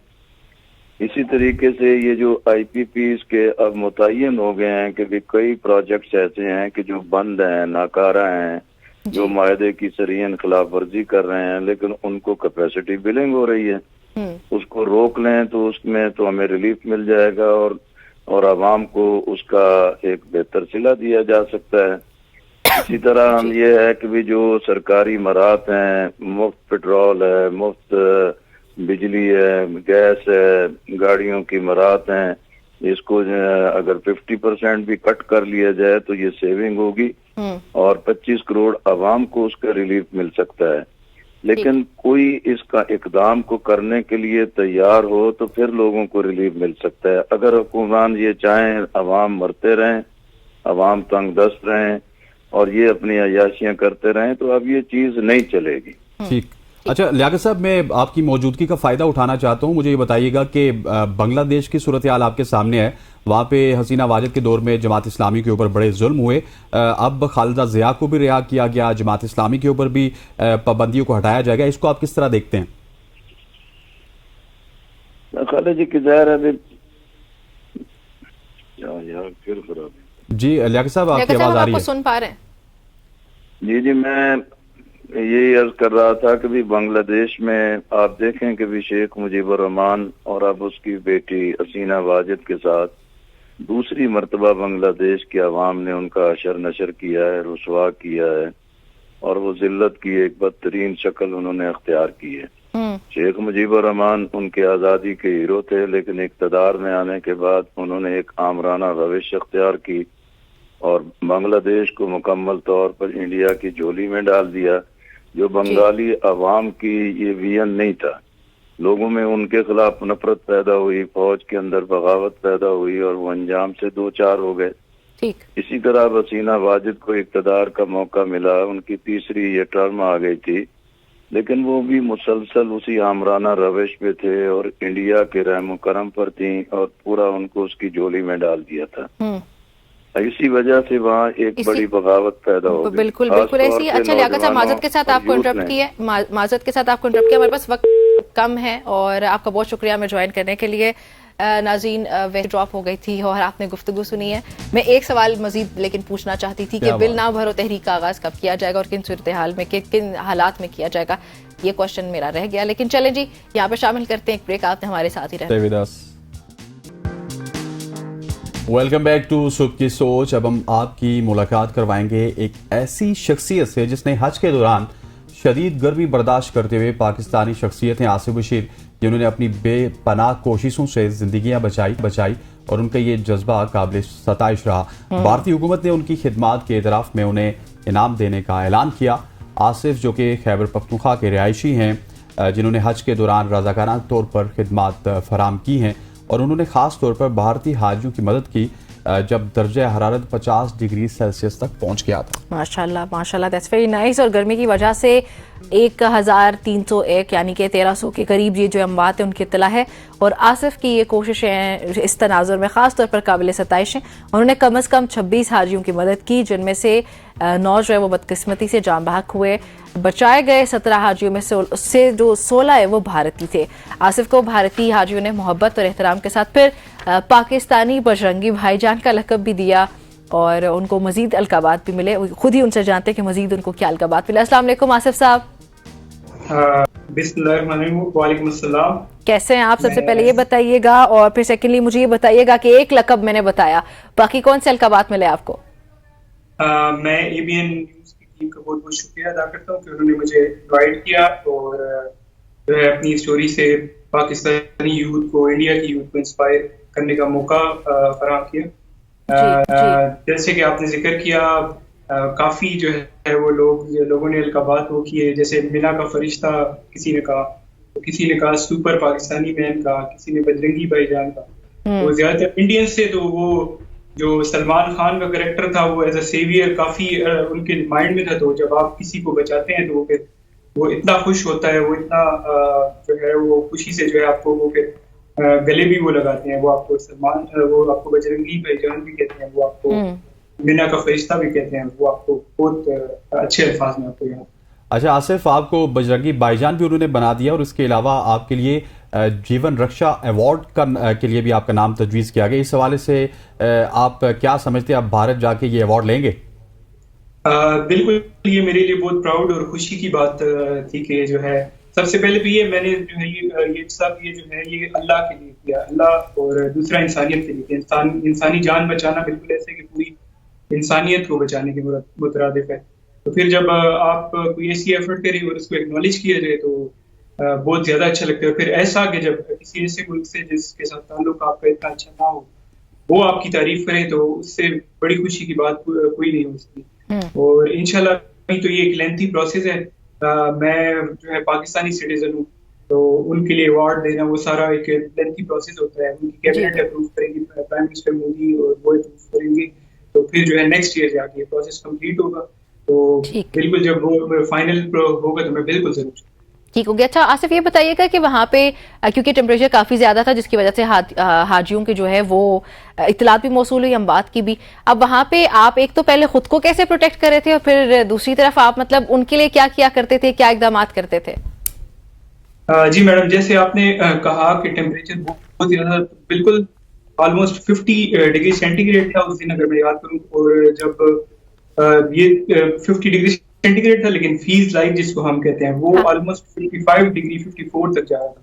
अच्छा। और फिर मिना का मैदान अगर आपको वो हो तो वो एक वादी सी है, से 2 स्क्वायर किलोमीटर की जो है वादी सी है, और इसमें 25 लाख लोग जब जमा हो जाए तो फिर गर्मी की शिद्दत और भी बढ़ जाती है।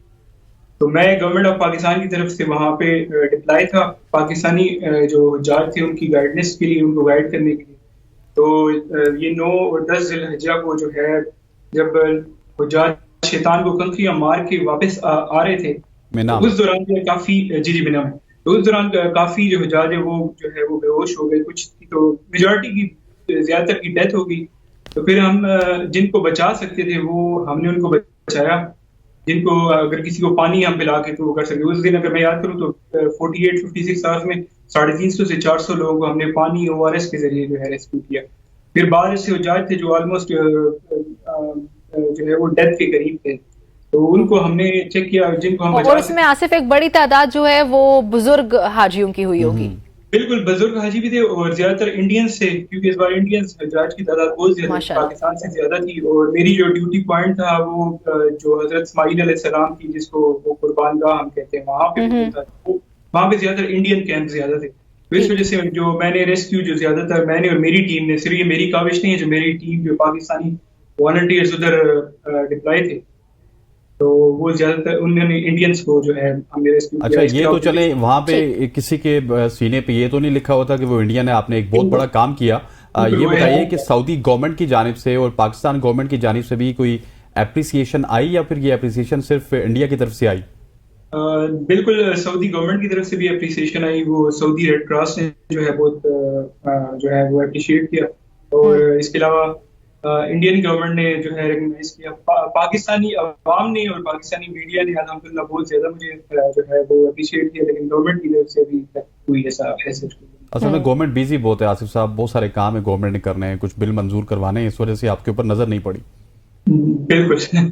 तो पाकिस्तान की हुकूमत, वो सऊदी गवर्नमेंट जो है ना वो उन्होंने किया, चल एक्नॉलेज किया, भारतीय गवर्नमेंट ने किया। पाकिस्तान की ये बात है, बिल्कुल आप ठीक कह रहे हैं। हमारी हुकूमत थोड़ी मसरूफ है। आप नाराज तो नहीं है ज्यादा? नहीं, नाराज नहीं, लेकिन इंसान जो है वो अपने मुल्क से ज्यादा एक्सपेक्ट करता है, तो इस वजह से तो फिर तो आपकी नाराजगी बनती है हुजूर। बिल्कुल नाराजगी तो नहीं, लेकिन बस इंतजार करें कि गवर्नमेंट की तरफ से। तो आपकी भी क्या रिक्वेस्ट होगी हुकूमत से, डिमांड होगी बल्कि आपकी? तो मेरी रिक्वेस्ट यही है कि ऐसे हीरोज को जो है वो एक्नॉलेज किया जाए, क्योंकि कभी भी डिजास्टर सिचुएशन जब आती है और आप ऐसे लोगों को एक्नॉलेज करते हैं तो फिर उनका जज्बा बढ़ जाता है, मोटिवेशन मिलती है, उनको मोटिवेशन मिलती है। तो जरूर ऐसे हीरोज को, मेरे अलावा भी काफी हीरोज होंगे, अनसंग होंगे, तो गवर्नमेंट को जरूर ऐसे लोगों को एक्नॉलेज करना। ठीक हो गया। और इसी में आसिफ कोई बताइएगा कि कोई इंटरेस्टिंग वाकया वहां पे हुआ हो इस हवाले से। हाँ, जब आप रेस्क्यू कर रहे थे आवाम को, तो कोई ऐसी स्टोरी जो आप शेयर करना चाहते हैं? ज्यादातर ये स्टोरी जो है हमारे जो ये जो ज्यादातर जो रेस्क्यू मैंने किया है उसमें हमारे ज्यादातर कश्मीरी भाई थे, तो वो ज्यादा फिर खुशी होती थी जब आप कश्मीरियों से मिलते थे। और वो फिर जब वहाँ के कश्मीर के लोग जब देखते थे कि पाकिस्तानी एक वो करे, तो उनको फिर डबल एक खुशी होती थी। तो कि जो है क्या कहते हैं, पाकिस्तानी जो है वो हमें रेस्क्यू करे, पाकिस्तानी सेवियर है वो है। तो ये मुझे याद रहता है। काफी वाकयात तो काफी तो बहुत, तो बस वो जो खुशी होती थी उस वक्त, उसको मैं बयान अपने अल्फाज में नहीं कर सकता। वो आप उसको बचा के करते हैं, तो वो सब रोना भी आता, मुझे खुद भी रोना आ जाता था, लोगों को भी रोना आ जाता था। सही। अच्छा चलिए, चलो जी, ठीक हो अल्लाह गया। ताला आपको ये जो आपने काम किया इसका अजर दे आसिफ, बहुत बहुत शुक्रिया। और मजीद ऐसा ये काम करने की, इसको जारी रखने की तौफीक भी दे। गुड लक आसिफ, बहुत शुक्रिया आपका हमें ज्वाइन करने। अभी हसनैन, आपको पता है कि हमने कुछ रोज पहले एक सेगमेंट रिकॉर्ड किया। हाँ, और वैसे आपको दाल पसंद है? मुझे पसंद है दाल, बहुत ज्यादा दाल पसंद है?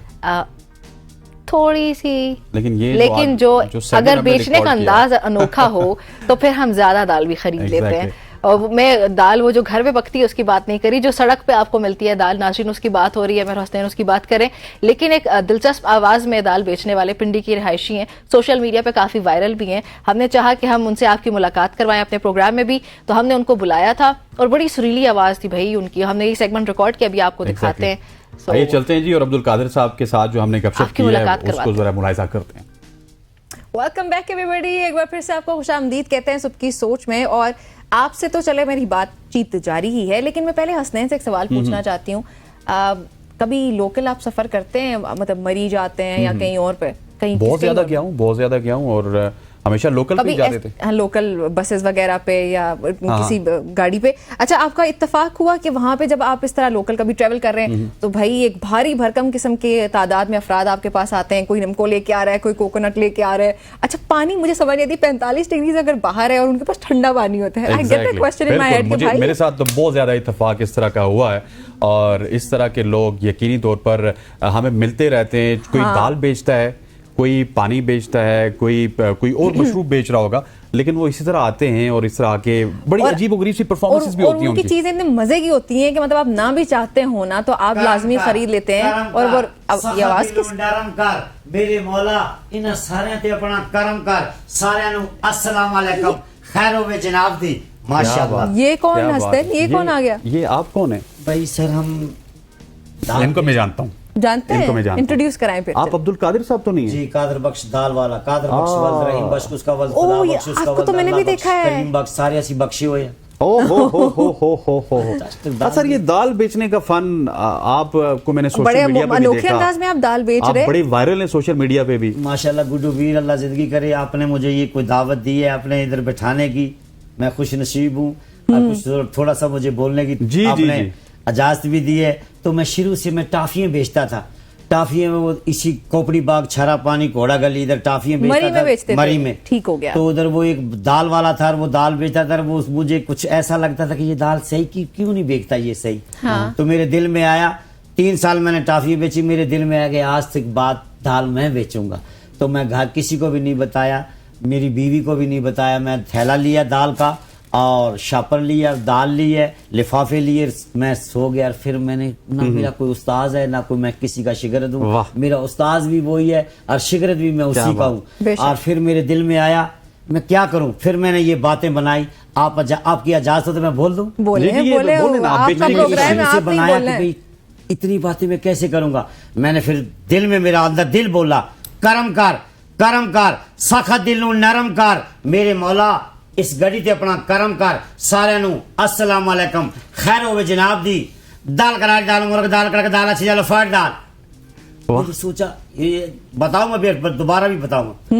आगे क्या डाला, जल्लू मेरा फूफी दा पुत्र है, बल्लू मेरा सक्का पनवैया है, पद्दू मेरा सक्का चाचा है, नब्बू मेरा दादा है।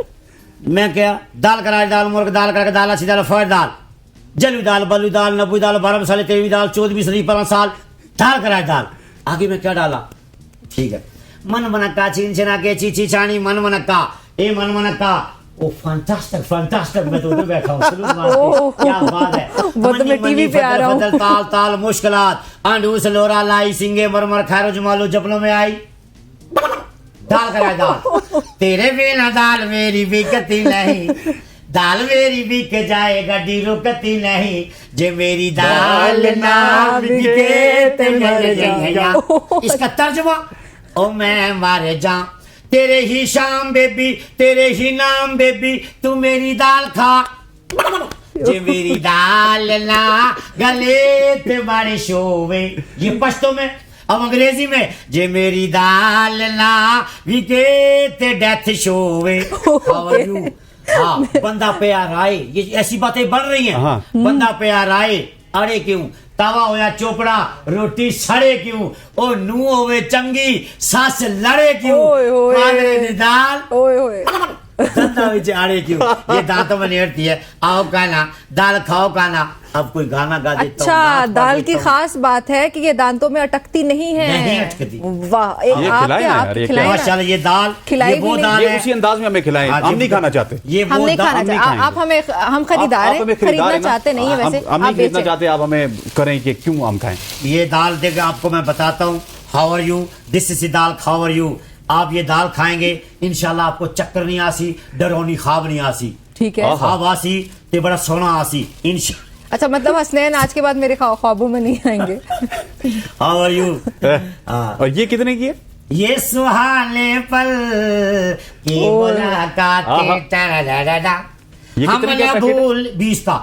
ये बहुत कम क्वांटिटी में लेते आप। लेते हैं गुड्डू वीर। अच्छा, हम न भूलेंगे मैं भी वीर हूँ आपकी। प्यार की बातें टरडडडा। मुझे थोड़ी ज्यादा दीजिएगा। नहीं, बहुत कम है। माशाल्लाह ये दाल भी अच्छी है। हाउ आर यू, दिस क्योंकि मुझे ज्यादा डरावने ख्वाब आते हैं ना, हसनैन अक्सर आता रहता है। अब एक गाना आपकी इजाजत जी जी जी जी जी है, वो दरस समझते हैं। एक है हाँ, किसी को एड्रेस करना, किसी को सबको, ये सबको दावत है। कोई मसल दरस किस तरह होता है, कभी नमाज का दरस दे दिया, हिदायत का दरस दे दिया करके किसी को। Okay, very nice. तोड़ दिल बर्बाद होंगे, अज किसे नु रोया कल आप रोणगे, जेड़े तोड़ दिल हो काले नागा कोलू जहरी बंदे अज कल दे हो, क्यों नहीं सोचते पराने असी काड़ी पले दे, किवें अपने गुनाहां वाले दाग तोड़नगे ओ बंदे दाग तोड़नगे, जेड़े तोड़ दिल बर्बाद होणगे, अज किसे नु रोया कल आप रोणगे, जेड़े तोड़ दिल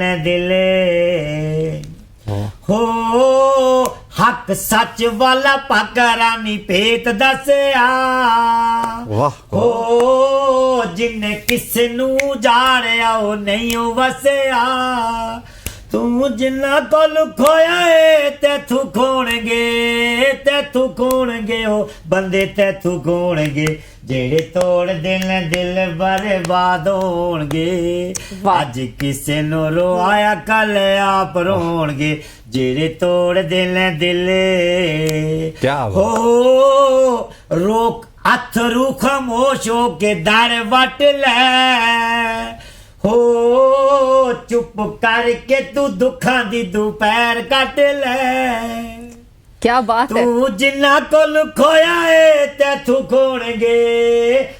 खोणगे ओ बंदे तैथू खोणगे जेड़े तोड़ दिल भर। वाह वाह वाह क्या वाह बात है, क्या अच्छा, बात कभी है। आपने सोचा कि आपके अंदर इतना ज्यादा टैलेंट था? दूसरी लाइन आपने सिंगर पकड़ ली, बन आप तो जाएं, बड़े सुरीले हैं। प्लीज। ये कभी भी मेरे में नहीं है। मुझे लोग बहुत बोलते हैं कि तेरी वीडियो बना, तेरा वो ऑडियो बना, ये जो नट पर चढ़ रहा है फेसबुक पर। आपकी वीडियो मैंने बनाई थी अपने पर्सनल पेज के लिए, 2019 की बात है, वो पूरे पाकिस्तान में वायरल हुई थी, आपको पता? देखिए आपको इस्तेमाल कर लिया, ये इसी तरह करता है हमेशा, इसी तरह। माशाल्लाह इतनी है कि मेरे लोग कह रहे हैं माशाल्लाह। मुझे वीडियो दिखाते हैं, मुख्तलिफ दिखाते हैं, मैं सड़क पर डाइयां मार रहा हूँ, लिट रहा हूँ और मैं वो अच्छा। ते मारे जाऊं ऐसे पुठिए में डाइयां जे मार रहा हूं। मेरी दाल ना बिके। क्या मैं इधर मार के दिखा सकता हूं? नहीं, तो बिल्कुल मार के नहीं दिखा सकते। बहुत वायरल हो जाएंगे साहब, फिर। बहुत वायरल हो जाएंगे। आपका बहुत शुक्रिया, आप इतने दूर से आए।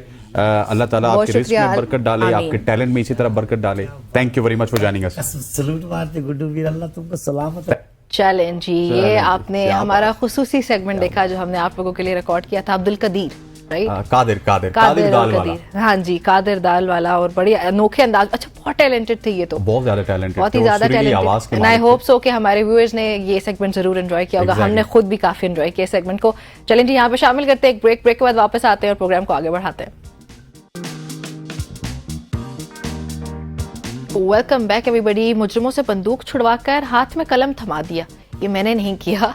ये सुपरिटेंडेंट सेंट्रल जेल कराची का शानदार इकदाम है, जहां पे उन्होंने फ्री कोर्सेज से कैदियों को जो है उनकी जिंदगी बदल दी। कुछ दिन पहले अलखिदमत कराची के तहत कराची सेंट्रल जेल इंतजामिया के ताउन से IT और लैंग्वेज कोर्सेज उसमें ग्रेजुएशन करने वाले कैदी तलबा के लिए मुल्की तारीख का पहला कॉन्वोकेशन वहाँ पे उसका इनेकाद किया गया सेंट्रल जेल में ही। और इस इनेकाद के बाद फिर अगर बात की जाए कराची सेंट्रल जेल के 248 का ये फिगर है, ये कैदी हैं जिन्होंने IT पर ग्राफिक्स, इसके अलावा दीगर लैंग्वेजेस वगैरह भी हैं जो उन्होंने सीखी हैं वहाँ पे, और ग्रेजुएशन की डिग्रीज भी हासिल कर ली। ये पाकिस्तान में बिल्कुल नया, बिल्कुल ऐसी है जैसा निम्रा आपने बताया। और हमारे साथ सुपरिटेंडेंट कराची जेल अब्दुल करीम अब्बासी साहब मौजूद है। भाई साहब, आपको खुशामदीद कहते हैं, thank you very much for joining us. आप बड़े ही ऐसे काम कर रहे हैं जो कि पाकिस्तान की जेल की हिस्ट्री में इससे पहले नहीं हुए। तो ये सिर्फ आपके ही आइडियाज हैं या पूरी टीम इसके ऊपर वर्क कर रही है? बिस्मिल्लाहिर्रहमानिर्रहीम। पहले तो मैं आपके चैनल का और आपका तहे दिल से मशकूर हूँ कि जी आपने कवरेज के लिए सेंट्रल प्रिजन को सिलेक्ट किया है। जहाँ तक बात है पूरे सिंध की, तो बाय द ग्रेस ऑफ अल्लाह करीम पूरे सिंध प्रिजन्स डिपार्टमेंट में हर जगह इम्प्रूवमेंट आ रही है और हर जगह इस पे काम हो रहा है। नेचर ऑफ वर्क अलग है लेकिन काम हर जगह हो रहा है। वो सखर सेंट्रल प्रिजन हो, कराची हो, हैदराबाद हो, लाड़काना हो, मीरपुर हो, हर जगह काम हो रहा है। ठीक हो गया। अच्छा सर, बताइएगा इस वक्त कौन कौन से कोर्सेज वगैरह करवाए गए जो ग्रेजुएट से उनको? ये जो कोर्सेज करवाए गए हैं या जो कोर्सेज करवाए जा रहे हैं उसमें CIT है, IT है, कंप्यूटर ग्राफिक्स है, चाइनीज है, अरबिक है और क्रिमिनल एक है जो किया जा रहा है। जो मैट्रिक है उनको फर्स्ट ईयर इंटर, जो सेकंड ईयर क्लियर है उनको ग्रेजुएशन, हाफिज़ कुरान, ये सारे कोर्सेज यहाँ पे करवाए जा रहे हैं। अच्छा भाई साहब, अगर कोई कैदी ऐसा है जो कि कोर्सेज भी कर रहा है और उसकी रेपुटेशन अच्छी है, तो उसकी सजा में भी कोई कमी का इस तरह का कोई है कि सजा भी कम हो सकती है और उसको बाहर भेज दिया जाए? ये जो लास्ट हमने कॉन्वोकेशन किया था, उस कॉन्वोकेशन के डेट पे ही सारे इनमेट्स को जो एलिजिबल थे उनको 1 मंथ की रिमिशन हमने दी थी। ठीक हो गया, ठीक हो गया। अच्छा सर, ये जो नंबर है ये कितना है? 248 का मैंने ठीक फिगर बताया है? आपने सही बताया, आपकी माशाल्लाह मेमोरी बहुत अच्छी है। Thank you for that. वैसे thank you, that's a good compliment. अच्छा, लेकिन इसके अलावा अभी मजीद, ये तो चले हो चुके ग्रेजुएट, उसके अलावा अभी कितने जो हैं वो अंडर ग्रेजुएट्स हैं? ये नियर अबाउट 200 तक और भी हैं। अच्छा, और भी हैं। ठीक। अच्छा भाई साहब, ये बताइएगा जो कोर्सेज आप करवाते हैं इसमें कैदियों की सिलेक्शन किस तरह होती है? क्या कैदियों से पहले पूछा जाता है कि आप का माइंड किस तरफ जाता है, उसके बाद उस तरह का कोर्सेज करवाए जाते हैं, या क्या होता है इसका सिलेक्शन क्राइटेरिया क्या है? Exactly, you are right. यहाँ पे उसकी क्राइटेरिया को जज किया जाता है कि इधर you wants to do the in education field या आप स्किल के फील्ड में। हमारे पास स्ट्रेवेटा के तरफ से प्लम्बरिंग इलेक्ट्रिशियन का कोर्स भी करवाया जा रहा है। हमारे पास ये जो आपके स्टाइलो शूज हैं लेडीज के, वो यहाँ पे बनते हैं, उनके लेडीज के पर्सेस बनते हैं। बड़ी बात ये है कि जो यहाँ पे दूध के खाली डब्बों के पैकेट्स हैं, उनको हम कारगर बना के उनको यूटिलाइज करके तो उनमें से हम वॉलेट्स बना रहे हैं ताकि सोसाइटी में से कचरा और ये पॉल्यूशन ये कम हो और मुआशरे को एक अच्छे शहरी के हैसियत से हम अपने इनमेट्स को जब वो रिलीज हो तो बाहर जाके इस पे काम करें। ठीक हो गया। अच्छा सर, ये भी हमें पता चला कि आपके एक जो ग्रेजुएट हैं वो बल्कि रिलीज होने के बाद अब सिंध गवर्नमेंट में जॉब वगैरह भी कर रहे हैं, तो उनका नाम वगैरह या उनके बारे में अगर आप कुछ शेयर करना चाहें कि वो किस जुर्म में उनको सजा मिली थी, फिर वो पूरी हो गई, क्या हुआ उसका? अच्छा, ऐसा है कि सिंध गवर्नमेंट में तो नहीं, हाँ यहाँ पे जो चाइनीज सीख के जो कैदी रिलीज होके गए उन्होंने सीपेक में अप्लाई किया तो अल्लाह रब्बुल इज्जत के करम से आज की तारीख में वो सीपेक में जॉब्स कर रहे हैं। अच्छा, उसके साथ साथ जिन कैदियों ने सीआईटी आईटी कंप्यूटर ग्राफिक्स में यहाँ पे कोर्सेज किए, उनमें से कुछ इनमेट्स ऐसे हैं जो पिंडी में अपना इंस्टीट्यूट चला रहे हैं सीआईटी का। उनमें से कुछ ऐसे हैं इनमेट्स जो फैसलाबाद में अपना ग्राफिक्स का इंस्टीट्यूट चला रहे हैं, कुछ उनमें से साहिवाल में अपना इंस्टीट्यूट चला रहे हैं।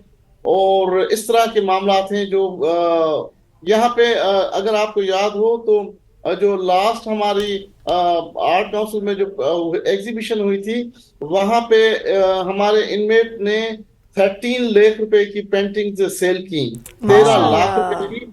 और ये वही है जिन्होंने हज उम्रे के लिए अपने वालिदैन को भेजा था। एग्जैक्टली तो उसमें जब वो फैमिली उसकी आई उससे यहाँ पे मिलने के लिए, तो उसके भाई ने कहा, जो भाई बाहर जॉब करता है कोरंगी में, उसने कहा भाई आप मुझसे तो अच्छे हैं, मैं बाहर रह के भी वालदा और बहन के लिए कुछ नहीं कर सका और वो काम आप अंदर रह के आप करके बैठे हैं। बहन की जहेज के लिए पैसे दिए हैं आपने और वालदा को आपने उम्रा करवाया है। ठीक। अच्छा भाई साहब, ये जो एक्टिविटीज आप करवा रहे हैं कराची जेल की अगर बात की जाए तो ये कितने अरसे से करवा रहे हैं? मतलब अभी तो ये हाईलाइट होना शुरू हुई हैं, लेकिन इसकी तारीख कितनी लंबी है? क्या 5 साल से करवा रहे हैं, 10 साल से, या आपके आने के बाद हुआ? नहीं, ये जी देखें, ये 2017 के बाद एक समझे कि रेवोल्यूशन आया है, जिसके बाद मुसलसल इस पे काम हो रहा है।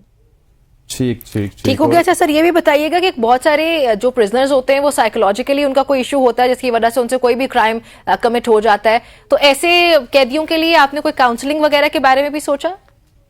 ये इससे बड़ी काउंसलिंग क्या होगी, आप देखें मिस के ये इनमेट्स को हमने डाइवर्ट कर दिया है। पेंटिंग्स बनाना, शूज बनाना, वॉलेट्स बनाना, पर्सेस बनाना, अगर अभी मैं आपको दिखा नहीं सकता, मैं आपको मेरे यहाँ पे पूछने का मकसद ये था, ये तो चले फिजिकल एक्टिविटीज है जो कि बिल्कुल ऑब्वियसली वो सारे मसाइल से बाहर निकलने का सबसे बेहतरीन रास्ता है, लेकिन क्योंकि वो साइकोलॉजिकल पेशेंट्स का मैंने पूछा, कोई ऐसे प्रिजनर्स होते हैं तो उनके लिए मेंटल हेल्थ के लिए हमारे पास साइकोलॉजिस्ट आते हैं और हमारे अपने भी हैं, जेल के भी हैं, वो उनको मेंटली ग्रूमिंग देते हैं। ठीक। अच्छा भाई साहब, 2017 से लेके 2024 तक कितने आपके इनमेट्स ऐसे हैं जो कि जेल छोड़ के गए और उसके बाद वो अपने अपने शोबों में अच्छे काम करें? क्योंकि हमने अक्सर देखा है कि जेल की आदत भी बहुत बुरी है, जो भी जेल से जाता है कुछ जुर्म करके वापस आ जाता है। अब इस तरह नहीं है। 2017 के बाद ये हुआ है कि कोई near about I haven't proper confirmed figure, लेकिन 5,000 और प्लस के इनमेट्स यहाँ से रिलीज हुए हैं और वो किसी ना किसी काम से जाके लगे हैं। यहाँ पे ऐसे भी जो है वो इनमेट से रिलीज हुए हैं जो सबसे अच्छी कैलीग्राफी, सबसे अच्छे एंकर के तौर पे, सबसे अच्छे सहाफी के तौर पे वो बाहर जॉब कर रहे हैं और वो यहाँ हमसे इन कर्टेसी मिलने के लिए आते हैं। They come here to share a cup of tea with us. चलें जी, ठीक हो गया सर, आपका बहुत शुक्रिया हमें ज्वाइन करने के लिए। It was really nice talking to you and good luck for आप जो काम कर रहे हैं वो बहुत शानदार है। और आई थिंक सो कि पाकिस्तान में हसनैन ये जो हमारे जेल का कल्चर है वो बड़ा बुरा हुआ करता है, तो चले अब तो जैसे वो बता भी रहे हुजूर कि वो कतर हो चुका है, सर ने बताया है, अब्बासी साहब ने। So with the passage of time I think so कि ये मजीद इंप्रूव कर जाएगा। एनी हाउ अभी हम कुछ बातचीत करेंगे कुछ डाइट के हवाले से, जो आपके खाने पीने के कुछ मसले हैं, ब्लड प्रेशर का, ये ब्रेक के बाद इस हवाले से आप सवाल भी कर सकते हैं। हमारा नंबर है, ये मैं रिपीट करता चलूं, 051-890-1008। यहाँ पे कॉल कर सकते हैं और रिपीट कर दीजिएगा। आपको मसाइल हैं डाइट के हवाले से तो आप वो पूछ सकते हैं। 051-890-100 इस नंबर पे आप कॉल करके आपके अगर कोई क्वेश्चंस हैं ब्लड प्रेशर से रिलेटेड तो वो आप न्यूट्रिशनिस्ट से पूछ भी सकते हैं। See you after the break. After very short break.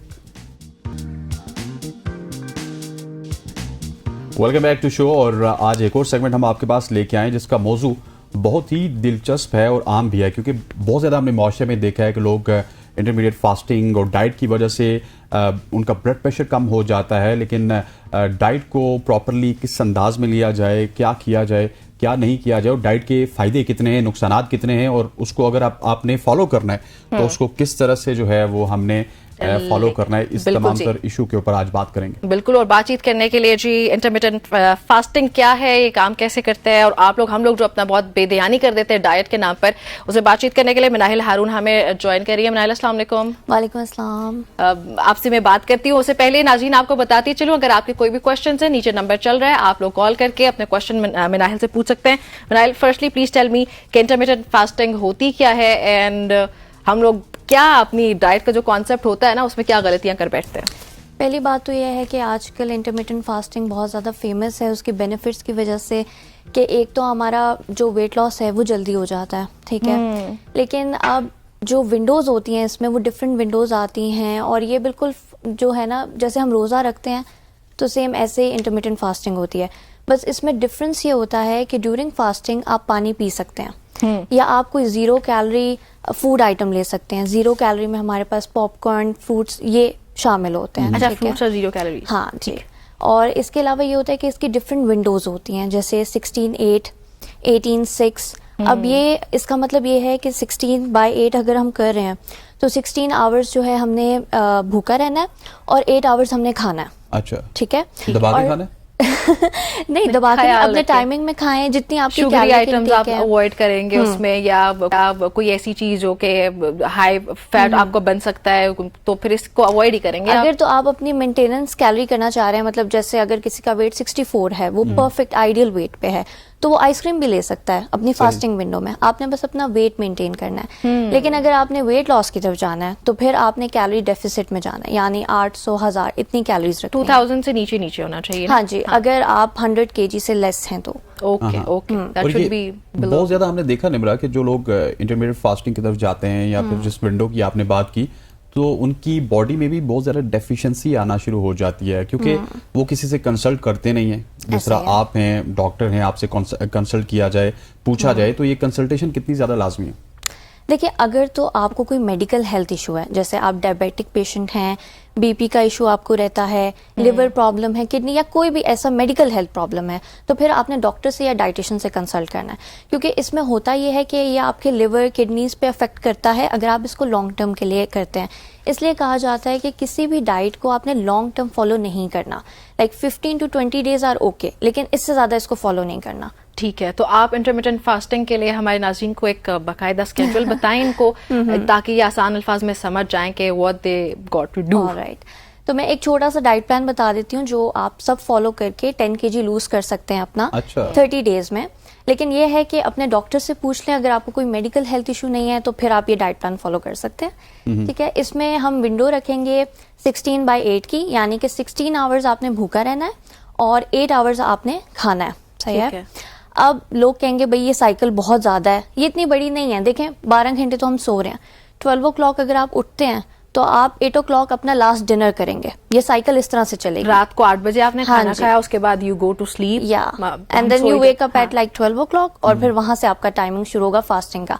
अब इसमें प्लान क्या होना चाहिए, इंग्रेडिएंट्स क्या होने चाहिए फूड के, वो मैं बता देती हूँ। तो अब आपने मैनेज करना है अपने कैलोरी से रिलेटेड, लेकिन मैं एक छोटा सा प्लान बताती हूँ उसमें। जैसे आप फास्टिंग स्टार्ट कर रहे हैं तो उसमें मैं आपको ब्रेकफास्ट की 3 ऑप्शंस दूंगी। या तो आप 2 अंडे लें, उसमें बहुत ज्यादा वेजिटेबल्स डालें, उसको खाना है। साथ में आप 2 से 3 टेबल स्पून योगर्ट के ले सकते हैं, या हाफ कप ग्रीन टी ले सकते हैं। ये नहीं लेना तो आप बेसन का चीला बना लें, ठीक है। ओके। बेसन आपने ले लेना है 3 टेबलस्पून, उसके अंदर आप 1 अंडा डाल लें और थोड़ी सी वेजिटेबल्स डाल लें। उसको आपने लेना है मिंट चटनी के साथ, यानी कि 3 से 4 टेबलस्पून आपकी चटनी हो जाएगी साथ में। अगर वो भी आपने नहीं लेना तो फिर आप स्मूदी बना सकते हैं। अच्छा। स्मूदी आपने कैसे बनाना है कि आपने 2 टेबलस्पून लेने हैं ओट्स के। ओके। उसको रात को आपने 1 कप दूध में रख देना है। सुबह उठ के आपने कोई भी एक फ्रूट उसके अंदर ब्लेंड करना है और वो स्मूदी पी लेना है, ठीक है। ये अगर हम 12 o'clock अपनी साइकिल शुरू करते हैं तो फिर आपने 3 से 4 o'clock अपना लंच ले लेना है, ठीक है। तो उसमें आप क्या खाएंगे, आपने सैलेड ले लेना है, साथ में कोई भी सालन, लेकिन ध्यान रखें आपने आलू इस्तेमाल नहीं करना। अच्छा। जी। आलू इतना खतरनाक है? आलू स्टार्ची वेजिटेबल होती है, आपका वेट। हाँ जी, तो इस वजह से। और अगर आप ये नहीं लेना चाहते तो आप 2 चिकन कबाब ले सकते हैं, ठीक है। उसके बाद हमारा स्नैक टाइम आ जाएगा जो कि हमारा होगा 5 से 6 o'clock तक। उसमें आप कोई भी एक फ्रूट ले सकते हैं, लेकिन आपने शुगरी फ्रूट नहीं लेना, जैसे कि हमारे पास मैंगो है आजकल, हाँ, ठीक है। उसके बाद हमारा डिनर टाइम आ जाएगा, उसमें आप दाल ले सकते हैं या कोई भी सालन ले सकते हैं। अगेन आप सैलेड के साथ ले लें, या फिर अगर रोटी चावल खाने का दिल कर रहा है तो आप 3 इंच की रोटी ले सकते हैं, यानी कि 40 ग्राम पेड़ा बनेगा आपका। ओके। उसकी रोटी। या तो ये मेजर कैसे करे कोई? अच्छा, किचन स्केल होता है मेजरमेंट्स के लिए, ठीक है। जिन्होंने वेट लॉस करना होता है या वेट मेंटेन करना है, आप लोग अपने पास किचन स्केल रखें, ठीक है। उस पे ग्राम्स में सही से आपकी अमाउंट्स आ जाती हैं। ओके। तो इसके साथ ये है कि 3 इंच की रोटी हो गई आपकी 40 ग्राम पेड़े की। या फिर अगर राइस लेने हैं तो 4 टेबलस्पून राइस ले सकते हैं। और अगर रात को आप देर तक जाग रहे हैं तो फिर आप हाफ कप ग्रीन टी ले सकते हैं या ब्लैक कॉफी ले सकते हैं। तो ये आपका सिंपल सा प्लान रहेगा। इससे आप 10 kg लूज कर सकते हैं विद इन 30 days। क्या Very बात है, nice. simple, ये सिंपल अब अच्छा, मजे की बात ये कि न्यूट्रिशियस भी आपको जो प्रॉब्लम्स वैसे आप भूखे रह रहे हैं खुद को बीमार करते हैं। मोहम्मद शाहीन है हमारे साथ भावल नगर से, वो सवाल करना चाहते हैं आपसे। शाहीन साहब आपको खुशामदीद कहते हैं, बताइएगा क्या पूछना चाहते हैं मिनाइल से। शाहीन साहब आपको मेरी आवाज आ रही है? जी जी आ रही है। जी सर पूछिएगा प्लीज। मेरा सवाल ये है मिनाहिल मैम से कि मुझे ना डाइट प्लान के बारे में कुछ मालूमात करनी थी कि मेरा थोड़ा सा पेट बाहर निकला हुआ है। ठीक। आपका वेट वगैरह कितना है राइट नाउ? वेट मेरा 106 kg है। लेकिन पेट निकला है 106 kg। और एज क्या है आपकी? एज मेरी 40 years है। 40 साल 106 kg। ठीक हो गया। मिनाहिल बताइए। थोड़ा खाया करें। तो आप टीवी देखिए, चलिए टीवी देखिए, आपको जवाब मिलता है। हम आपको बताते हैं अभी। जी देखिए, पहली बात तो ये है कि अगर तो इन्होंने डाइट प्लान के बगैर करना है, जैसे हम नॉर्मल चाह रहे होते हैं, तो आपने प्रोसेस फूड बिल्कुल नहीं लेना। जो बाहर से जंक फूड आता है उसको बिल्कुल खत्म कर दें। शुगर को अपनी जिंदगी से निकाल दें आप, चाहे वो किसी फॉर्म में भी है। हाँ, चाहे ऐसे नहीं हो कि 3 कप आप चाय के पी रहे आराम से चीनी डाल। और जो फ्रूट्स हैं जिनमें शुगर ज्यादा होती है वो भी ना लें। और इसके अलावा ये है कि घर का खाना खाएं, खालिस खुराक खाएं। जैसे इनका वेट है 100 kg, तो इनकी कैलोरिक रिक्वायरमेंट है 2000 कैलोरी। हम क्या करते हैं, हम स्टार्ट ही 800-1000 से कर रहे होते हैं। तो अपनी कैलोरीज का ध्यान रखें, उसमें रहते हुए खाएं। और फिजिकल एक्टिविटी बहुत जरूरी है, क्योंकि अगर ये अपना वेट लॉस सिर्फ डाइट से करेंगे तो फिर इनका जो है ना वो पोस्चर सही नहीं बनेगा।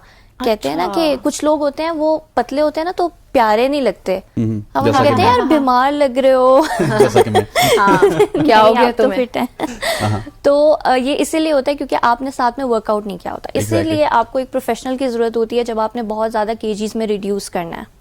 अच्छा मनाइल, एक प्रॉब्लम मेरे साथ भी होता है कि जब मैं वर्कआउट करता हूँ तो वर्कआउट के दौरान आप जो है उसके बाद आपको ज्यादा भूख लगती है। इसकी क्या मतलब, वो फिर कंट्रोल नहीं होती? तो वर्कआउट से बेहतर है कि बंदा हल्की फुल्की डाइट कर ले। अच्छा, इसमें यह है कि आप अपनी डाइट में ना प्रोटीन को ऐड नहीं करें ज़्यादा। अगर आप हाई प्रोटीन डाइट रखेंगे ना, मतलब प्रोटीन लेवल्स आपके पूरे हो रहे होंगे, तो फिर आपको ये चीज़ नहीं होगी। और वर्कआउट से पहले आप कोई एक फ्रूट या खजूर या कोई ऐसी चीज़ लेकर वर्कआउट किया करें ताकि उस वक्त आपके एनर्जी लेवल्स इतने हों कि आप वो कर सकें। हम क्या करते हैं, हम भूखे जिम चले जाते हैं। ठीक है, ये अगर आपके पास एनर्जी होती है कि आप जिम में जाके वर्कआउट रेकमेंड किया जाता है कि आप एक्सरसाइजेस करें। ऐसे है वो उन लोगों के लिए जो एनर्जेटिक रहते हैं जिम में जाकर, एम्प्टी स्टमक भी। अगर आपको लग रहा है कि नहीं आपका बीपी लो हो रहा है या कोई ऐसा मसला आ रहा है, तो फिर आप जो है वो high protein have a good snack या स्नैक लेकर आप जाएं, डेट्स खा लें या कुछ इस तरह का खा सकते हैं। अच्छा, एक कॉलर है जी हमारे पास हमाद कराची से, वो ये कह रहे हैं उनका अच्छा क्वेश्चन है। वो ये कह रहे हैं कि मुझे आम बहुत पसंद है और मैं गर्मी में दोपहर में सिर्फ आम खाता हूँ। तो डेली बेसिस पर सिर्फ आम खाना दोपहर में, इज इट ओके? ये मिर्जा गालिब के स्टूडेंट लग रहे हैं कि आम होने चाहिए और बेहिसाब होने चाहिए। जी, आप आम बिल्कुल खा सकते हैं अगर आप डायबिटिक पेशेंट नहीं है या आपने अपना वेट लूज नहीं करना, ज्यादा सिर्फ वेट मेंटेन करना है, तो आप आम खा सकते हैं। 2 से 3 आम आप खा सकते हैं इजीली, कोई मसला नहीं। अच्छा जी, चले 2-3 से ज्यादा खाते हैं वैसे, जब मुझे बता रहे हैं पीसीआर। फिर उनको अपनी डाइट में ये करना है कि बाकी जो चीज़ें वो खा रहे हैं वो कम खाएंगे। जैसे अगर वो ब्रेकफास्ट बहुत हैवी करते हैं उसको थोड़ा लाइट कर दें, डिनर को थोड़ा लाइट कर दें, बीच में अगर 3-4 मैंगोज खा रहे हैं, छोड़ना, लेकिन आम नहीं छोड़ना, गालिब की औलाद। अच्छा मनाइल, बहुत सारे लोग मेरी तरह के भी हैं जो इतना ज्यादा ख्याल नहीं रखते कैलोरीज का, तो ये कैलोरी को आप इजीली किस तरह काउंट कर सकते हैं? ये तो आपको ही बेहतर पता हो गया, जो लोग बहुत ज्यादा अपनी डाइट का ख्याल रखते हैं, लेकिन आम फेम जुबान में बताइएगा कि कैलोरीज को काउंट करने का क्या तरीका है? ठीक है, एक तो हमारे पास बहुत सारे कैलोरी कैलकुलेटर्स भी आ रहे हैं, आप गूगल करेंगे आपको मिल जाएगा, ठीक है, वहाँ भी कैलकुलेट कर सकते हैं फॉर नॉर्मल पर्सन। लेकिन अगर आप खुद कैलकुलेट करना चाह रहे हैं तो बस आपने ये करना है कि जैसे आपका वेट क्या है अभी? मेरा है अराउंड 85 है। चले पहले आई थिंक कॉलर को ले लेते हैं हमारे साथ, ठीक है, या बात करते हैं। मोहम्मद आरिफ है जी राजनपुर से। आरिफ साहब अस्सलाम वालेकुम। वालेकुम सलाम जी मैम। जी आरिफ साहब बताइएगा अपनी उम्र, अपना वेट और आपका जो सवाल है। जी बाजी, मेरी उम्र है 21 साल और मेरा वेट है कोई 1 मन को 20 किलो होगा। एक मन 20 किलो, तो ये तो 60 किलो हो गया। जी बस सर, वो वजन बढ़ गया ना, इसका कोई हाल बताएं। अच्छा, 60 किलो भी बढ़ गया आपका? जी सर। अच्छा, 60 किलो से परेशान है वो मिनाहिल। सही हो गया, आप ठीक हो गया जी, बहुत।